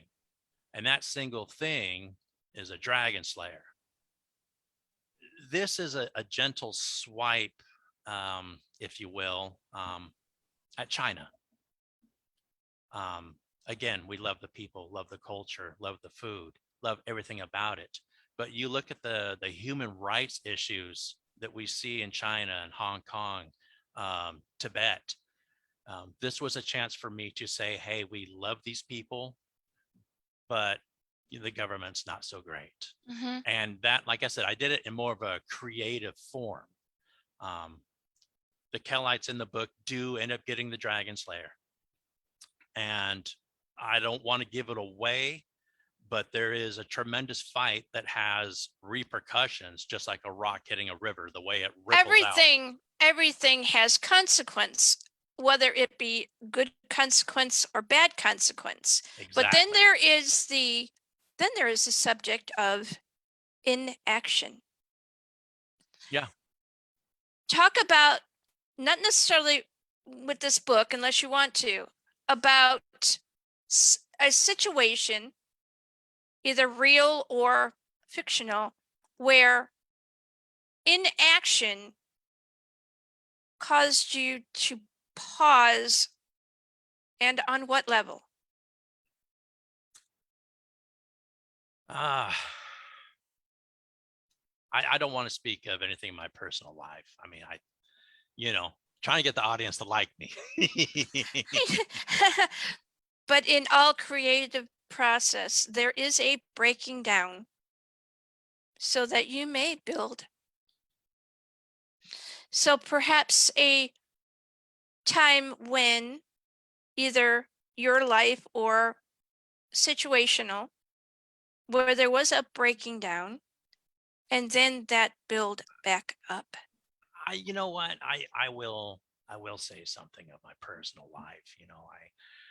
I wrote this book way back like 20 years ago, but I ran into a rough spot, and I ended up robbing a bank with a 12-gauge shotgun.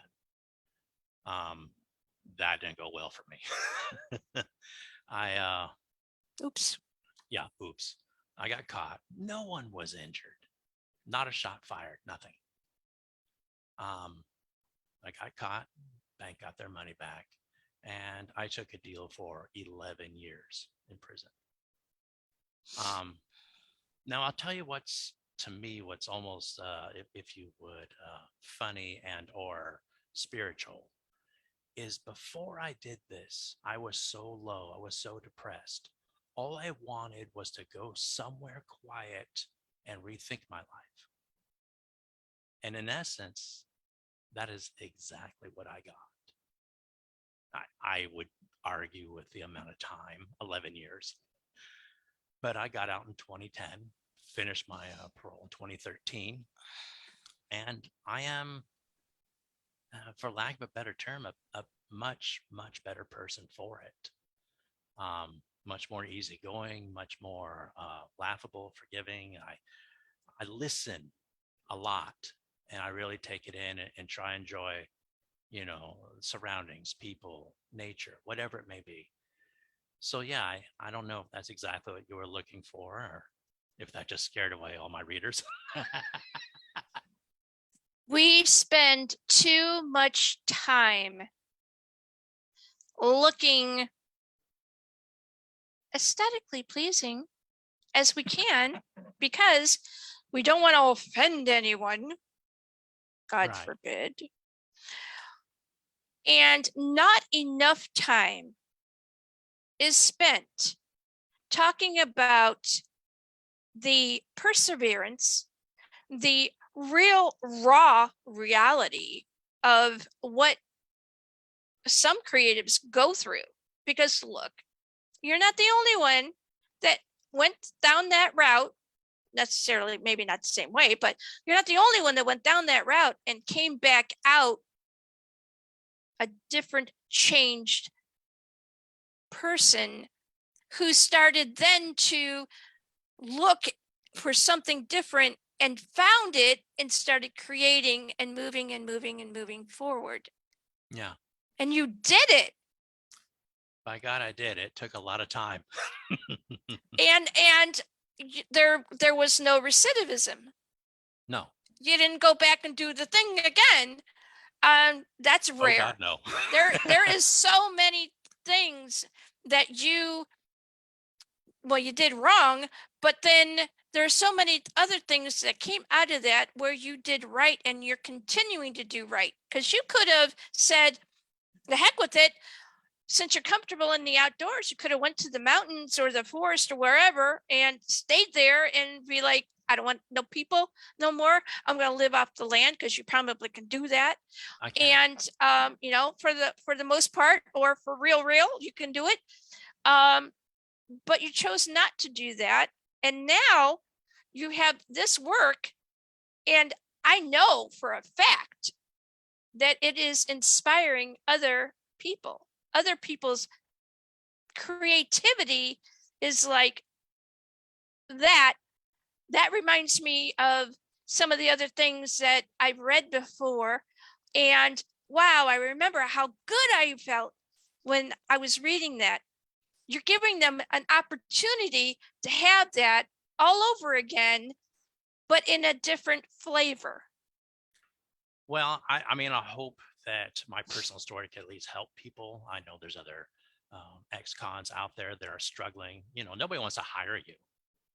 You know, you gotta find a way and make it work. And reaching out for this book goes another way. I mean, it was my heart and my soul into the story. I did make a series, but yeah, a small part of me was like, hey, this is an opportunity to, you know, to do something for myself instead of just taking the next crap job that came my way. It gave me an opportunity to be self-employed, so to speak. Mm-hmm. It also gave your dignity back. That it did. It certainly helped. So we've climbed down the dark well that is you. That is me. And we have shown the light and where it led you. Yes. So you could be a one-song hero. A one-hit wonder. One-hit wonder. That's what I was trying. Thank you. Because we help each other. I was trying to go around in the roundabout, and you know, I use a lot of those experiences in this book. We had talked earlier about how do I describe certain scenes, and obviously there's stuff I saw for 11 years. When I write the violence in this book, it is at that level. And I don't pull any punches. As I said earlier, is that I made a promise to myself to write and absolutely be honest, no matter where that honesty or description takes me. You know, if it's a nice little love story, like I said, between Sarah and Morgan, well, that's cute. Mm-hmm. But you know, and we need that because if we all got so serious all the time, nobody would want that, because you know, a lot of us have so serious all the time, and we don't want more of that. We go for these particular kinds of works, or film or music or special effects, whatever, so that we can give our mind a rest. Yeah, and there are many. That's one thing I like about this book, is there's just so many innocent and beautiful scenes in it. I wrote the light, the men and the elves to be beautiful, pretty, you know, just like I learned from Tolkien. But when the other side comes, it hits. It's hard. Yes. It's gritty. There is a scene, I want to say chapter 4, chapter 5, they're chasing down the last artifact. It's at someone's farm. And here come all these forces, and it's a farmer, his wife, and a few daughters. And they're not prepared. They're just farmers. And here comes special forces at them. And it's ugly. And I don't shy from it. And you know what, we also need to see that, because like I said, we're so busy a lot of times, so stuck on the aesthetic of everything, making sure that everything is good and well, and even if things are on fire on fire, you know, we're like, oh, it's fine, we're fine, everything is good. How do you manage emotions in your take us through a creative step on how you give the psyche to a character? Again, when we were talking about situations, first of all, I wanted the book to have an overall psyche. There's not just all evil and bad, but it's not all holding hands and flowers. It's that balance that you get a little of each. When it's creating the scene, saying something gritty, going back to that farm, there's a situation where the eldest girl is 13 years old, and she's hiding in a basement with a meat cleaver. And when they start coming in, she's like, that's what I got to do. You know, she ends up giving one of them a smiley. Y'all write that gritty scene, you know, and here's a girl who just even moments earlier was preparing dinner with her mother. No thought of that in her mind. I write about all the emotions she goes through, how she hates that she's in this situation. And then when it's upon her, how it's not about what you want, what you loathe, it's what you have to do. So I write that situation and I bring that up, that though it's so gritty, I write the whole thing so that you can see it through the eyes of that poor girl. She ends up living, by the way, so it's all right. Fabulous. Well, I wish you wouldn't have said that, but and don't do that in future context. But okay, so all right, so we do that. We talked about texture, we talked about character. Let's talk a little bit more about environment, because you stress that you have a firm grasp on environment as far as like the woods and all of that. But let's talk a little bit more about environment. Taking taking a character through, how about this? Taking a character through doing something that character don't want to do. Well, that's what's beautiful is in the Alliance group. This group, the Alliance group, that's questing, that's the title of the book, Quest for Fire. They are questing. They're all ragtag. You got 4 people are special forces. No. I think that. But hear me out.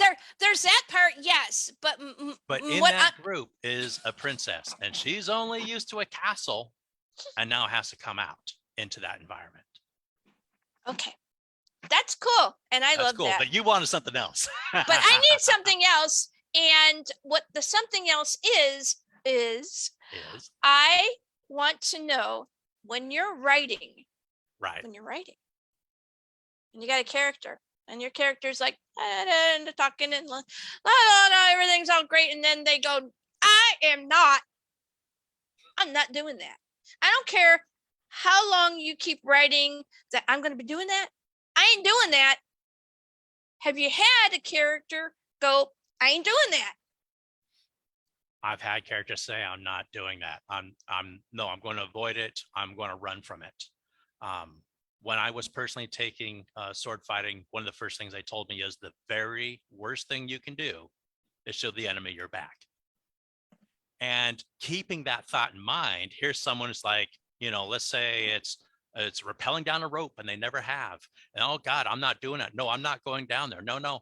Then I take them, I let everyone else go do it, but I take them as to owning their decisions. Okay, I'm not doing that. So this is what I'm going to do now. I'm going to turn around. I'm going to go down another way. I'm going to abandon the group.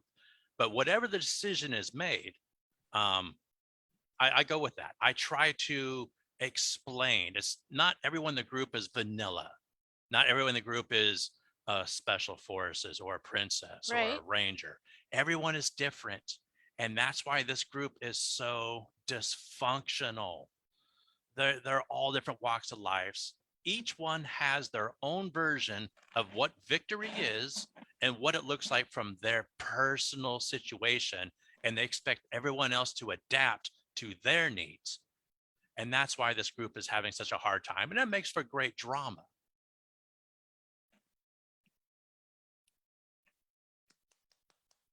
I hope that happens. Did it. Yes. Hooray. You did it. Yay. All right. So, and I love that. I love that you like take their hand and you're like, okay, let's just go. And if this is how you want to do it,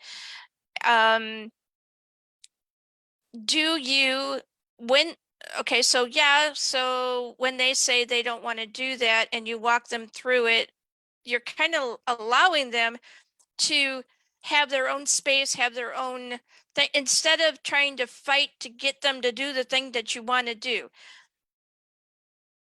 That's for you, the silver tuna. Yeah. Okay. So the reason why I say that is there are creatives out there who are very good at what they do, and they produce a number of books and or other work. And they get stuck because they keep trying to get that particular character or that particular scene or that particular environment to fit exactly into the way that they want it to. And they think because they are the creative that is making that they get to make all of the choices. Yeah. But No, they don't. I hear you. No, they don't. Give me some of that. All right. So when I first wrote this book, wrote it out in kind of say a rough draft in its entirety. As I came back and started reading my own work and looking at the characters, it's that second time that it's like I saw them for who they are, for what they wanted, for what their understanding of what victory or conquest was versus others. And then I realized, you know what, if these people had to be in the group, there would be great friction. I come back to Sarah, the princess. She's a princess. Now she's out in the wilds. Now she's fighting for the first time in her life. Now there's people using the bathroom around her. These are some very real conflicts that she doesn't just go, oh, it's okay, I'm supposed to be here. No, you work through it. Some of it's ugly. You know? It's life. It's life. I got the special forces guy trying to tiptoe around her because she's a princess. You know, you got the ranger around there. Eventually that guy is going to say, buck up or get out. Yeah. And, you know, but the ranger does. Or something like that. Yeah, the ranger tells us, you know, what do you expect? Some, you know, fucking palace to come down and, you know, so you can go to the bathroom or do something. I mean, this is what we do, lady. It's the wilds. It's man, I'm laughing. Do you know why people laugh at things? Just because I'm funny looking. If you're a thing, well, Yeah. you know, you're. Do you know why people have a almost immediate response to laughing at somebody else's situation? It's a psychological thing. It's a thing because they can see it. You know, Because they understand it. Why do they understand it? Because they've been there. Yes. Because they've been there. And that is why many of your readers are going to look at this stuff and they're going to go, God damn, I've been in that situation like that, where this, that, and the other, and this sounds like, and blah, blah, blah. And then you know what they're going to do? They're going to go to their buddies and they're going to go, you got to read this book, because in this book, there is blah, blah, blah. And I'm not going to, you know, obviously tell you what's all in it, but you have to see if you've got the same reaction that I did. It's kind of like doing that blind react that on TikTok, where they have you watch a video and you don't know what it is. And then you're like, oh, you got sucked into it. And it's either drastically funny or it is like shocking. Yeah. Sometimes it's mildly funny and you're just kind of like annoyed while Yes. you're watching it, but you're doing it because somebody asked you to do it. And I'm sure there are parts in that book that are like that too. Yeah. No, there's parts of it, like I said, I borrowed not only from my past, but, you know, from jobs. I've done just about everything. I've been a welder, a bartender, you know, a Class A driver, but I learned something from all of them. And a little bits of that are in there. There's bits of old Give me a little bit of that driver thing, because there's got to be a good story. And please tell me it's like in New York or like LA or something. I'm afraid it's just California. California's fine. Give me a little bit of that. You were a driver in California and this thing happened, and for real. Oh, God. Okay, so Real. I'm driving a 48-foot big rig. I have a brand new GPS. I don't know San Francisco all that well. And it's tight. There are very few places you can take this big rig. I'm sort of lost. I turn on the GPS and it's telling me where to go. And I'm climbing this street that's, if you will, like a staircase.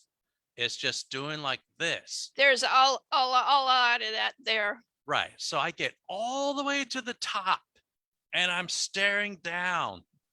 And there's these huge signs that says big rigs not advised. There are tourists looking around me, just gawking. And I'm like, oh man. And because I'm up here, there's no going backwards. There's no space to turn around. So I just put it in a good gear and I start going, and it's collecting speed because it's a 38-foot big rig going like this down. And that thing that and the first three, at each plateau, there's a stop sign, and I made the first three, and then after that, I had collected so much speed for my weight that I just laid on the air horn and just went. And everyone had to stop. People were screeching their tires. Somehow I made it down to the bottom. I could hear my own tires screeching and smoking, but I made it to the bridge. I took the GPS. I threw it out the window. and I bet at some point you saw water. Oh, I did. I saw it coming very quickly. Because I know a lot of those streets over there. Yeah. And let me tell you, if there's the hill like that there is water. That is why they say don't have these really, because trucks can't just go, I'm stopped. Oh. No, it takes about 5 to 10 minutes to get that thing to even do the slow roll that you need before you can actually start even thinking about maybe making it stop for real. When I was taking the course, it was an 8-week course at this special school. I'm driving with an instructor and I'm like, hey, what happens if this little Prius cuts in front of me and hits the brakes? He says, eat the one in front of you. Don't even stop. Just because you can't. You can't. You cannot. He also said if you slam on the brakes, your trailer will slide and hit 8 or 9 other cars. So yes. Eat the one in front of you. You know, these little people that just, jump out in front of you, hit the brakes. Sorry. And that's a really good PSA for people that are out there. Oh, let me tell you, there was a small incident on my way just to going to get like some drinks from this particular place. I love my cup though. It's a cool it's cup. A nice cup. Yeah. Anyway, so we're in 2-lane, and traffic's like that, and then those little like yellow things where you can cross over a little bit, and then yeah. Well, everybody else was doing what they were supposed to be doing, including us. And this lady came off of a side road, off of like she was at a drugstore kind of thing. She's coming into the lane of traffic. But what does she do? She doesn't really pay attention to what the heck's going on. She's side by side with the car. No lane really here, lady. It's one of those little yellow things where you can and kind of like wait your turn like you were supposed to. And she kept on going. I'm like, I'm watching, and you know what? Yeah, so my eyes bugged out, and I was like, I said a bunch of expletives that you're not really supposed to say on air. And but it's understandable. I'm like, that just happened. First of all, somebody needs to take that lady's license away, because she wasn't just a little blue-haired lady. She was like a we have a little permanent dementia going on here, and we shouldn't be giving you the keys to a wheel of anything. It's scary. It's terrifying. I'm people sure are stressed out in their own little lives, and they're rushing to get from point A to point B. And they're like, if I can just get in front of the next guy, not even realizing that that's putting their lives and everyone else's at risk. So in your work, Quest for Fire, I'm sure there is some character whom you will not mention, because I won't let you, that is like, if you just go like this, that's all you need to do. There are Just people do like that. I won't mention names. Open their mouth, they say whatever they're going to say because there's no filter here. And usually people on that, there is no filter. And they'll say, just, it's as clear as day. You are idiots. You don't understand what's going on. All you got to do is try to put this into there. And it's called physics, and it doesn't work that way. Yeah. There are several situations in the book where people try to do things the wrong way, hoping for success, and it does not happen. And I think that's, again, counterintuitive to life. I tried to pull as much life experiences so that the fantasy is real. Not everybody gets to win. Not everybody is supposed to win. Not everyone is supposed to come up to the level that the other people are at, because this is their part of their journey. Yeah. No, I have people that suffer the consequences. Then again, I have people, and again, I won't mention them, who were supposed to die, and through an accident, someone slipping, someone dropping something, they live. Mm-hmm. And I play that out later on because it plagues them. They knew I was not supposed to make it. How am I going to make it next time? I can't always count on that happy accident. So I have people in the book who, you know, I go through the different emotions like that, because those are emotions I've gone through myself. Like, how was I supposed to make it off that thing with the big rig? But I did. And here you are. Here I am. But if you put me up there in a big rig again, I cannot tell you it was skill, it was luck, it was fortune. And I think that's also something all of us can draw upon. There were times that we know, I was, that was so fortunate. To be it. Yeah, that was it. I was done. And so it's not just the nuance of the whole story. I try and weave it, so there's different things like that. People are like, oh man, that was me, say 10 years ago or 20 years ago. Now look what we've done. We've weaved your entire hour. Oh! You were like, I don't know how I'm going to do this. It's an hour. And you did it. And you had little glitches, but then you started to get the hang of it, and then you were like a little bit more trusting, and then you started, and you. Well, I've always trusted you. It's just my first time on the webcam. Did it? So what do you think about your first experience on Zombiepalooza Radio Live?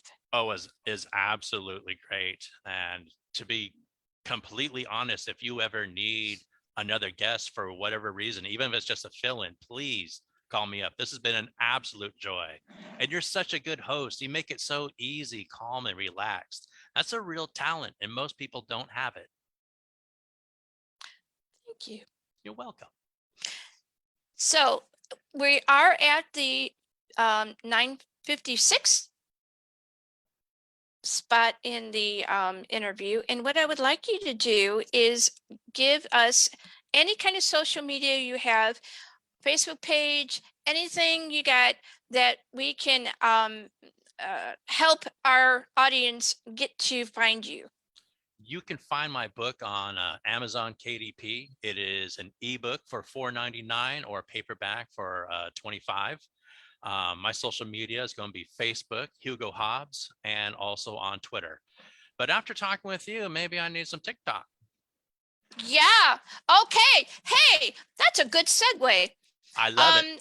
I just made a entry on my WordPress that talks exactly about how to promote your book on TikTok. Oh. I not only give you the ideas for what to do on there, I give you links that you can click on, and you could go to a video and watch if you do not know anything at all about TikTok. I need that. How to set the thing up, how to get some correspondence going on. I advise that people get on it and just explore it. Just start clicking on things and watching things. And I gave a little bit of a rundown on my first experiences on the TikTok and how I evolved on it. Right now, I know I told you not to use that word only. And I just almost did it. And because, and it's a hard thing to break out of. But I have acquired over 3,000 followers on my TikTok. Congratulations. Thank you to everyone that is over there on TikTok land, and thank you too. We are excited to see where the rest of this season is going to go, and absolutely will be inviting you. But what I would like to know is, are you going to tell anybody else about it that are creatives and that are hesitant about doing anything remotely showing themselves and talking about their stuff? No, absolutely. You gotta get in front of that limelight and get it going, especially when it's someone as good with you.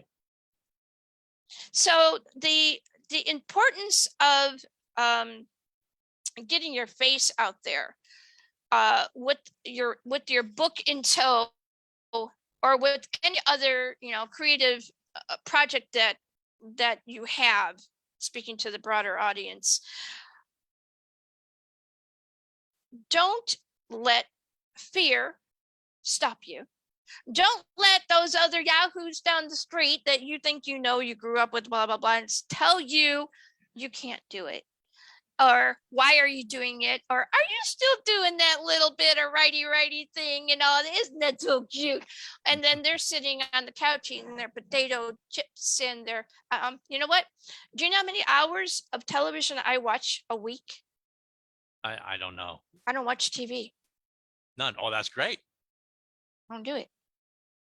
I spend a lot of time studying. I use my phone a lot. It is more than just for hello and the message thingy. This is a computer, people. It is. It is a camera. It is a voice recorder. It is a very useful tool, and it can help you be able to transform what you have as something that is very small into making it a louder footprint. And I think that getting that contact in there, because the other thing about social media too is, not only should you have it, not only should you have your brand Hugo Boss, for yours out there, every piece of your social media should say that. It does. For you.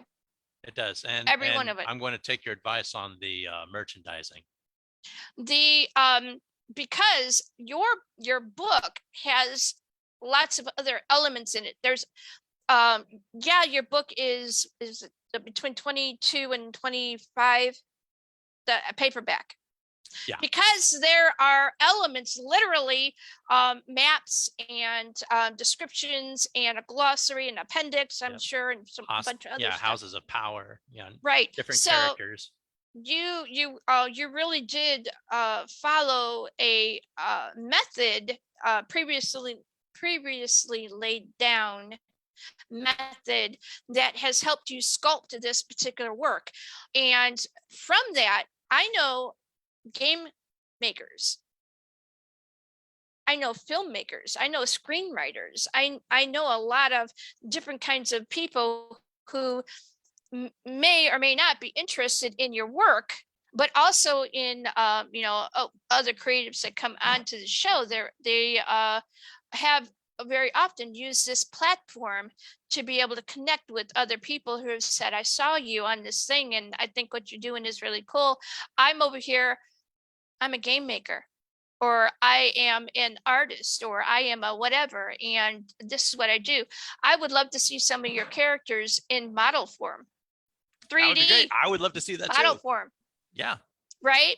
Yeah. And there are a lot of people out there now that, because of all of what happened over this last couple of years, have started their own adventures into creating different kinds of things. And you may find that this can happen. just because you decided 20 years ago to start doing a something. And the beauty of it is that it has come full circle, and now it's in a finished product. And you, sir, should be commended. Thank you so much. You did good. You did good. All right. So, is there anything else that we haven't talked about in the course of maybe a couple of more minutes that you would like people to know about you, or some advice that you would like to give? I would want to touch just for a second on something you brought up. You know, somebody saying, why are you still doing that? Or are you still doing that? And those are the little things we get in our minds sometimes. God knows I hung into that for 20 years until I produced this book. I was afraid at what others would think of me, or I'd be looked at as laughable or funny. You don't listen to those voices. You listen to yours, and you're going to be just fine. I wish I produced this back in 1998 when I first wrote it, but hey, here we are now. So yes, that's my 2 cents. Fabulous. And maybe, you know what, though, if you wouldn't have had to pick up that pen and paper, I'm pretty sure it was pen and paper and not out. It certainly was. It was notebooks. Yeah, I got stacks of these things all over the place. I found some that I wrote when I was in high school. Oh, nice. That was a while back, a few centuries ago. So, all right. So we are now at the 10:04 mark. One more time, I want you to give your Facebook or social media, Amazon, whatever, for your work. Amazon KDP, Hugo Hobbs, Quest for Fire. Ebook is $4.99, paperback $25. You can find me on Facebook, Hugo Hobbs, as well as Twitter, Hugo Hobbs. Very and cool. Like we said, soon to be TikTok. Soon to be. I'm going to help you with your you will definitely be on my mind for the TikTok. And make sure you get that WordPress article. If you haven't seen it, then I will send it to you, and so that you can get started with the point and click and all of that kind of stuff. That sounds great. Thank you so much for having me. You did good. You did good. Woo! All right. So this is Jackie Chin, and we have just concluded episode number 2 from season 1 of 2022. I hope you enjoyed it. And if you did, tell a friend, click some like buttons, share buttons, all of that. I'm trying to get my YouTube channel up. I know people just don't like to push those buttons on there, but it really helps. It helps me, makes me feel good. Not as good as like Gummy, but it makes me feel good. And it not only makes me feel good, but it makes those people feel appreciated that have been on the show. They really try really hard to be able to bring you the best content. And I try to bring the best guests. That's how my brain works. It's all slammed together.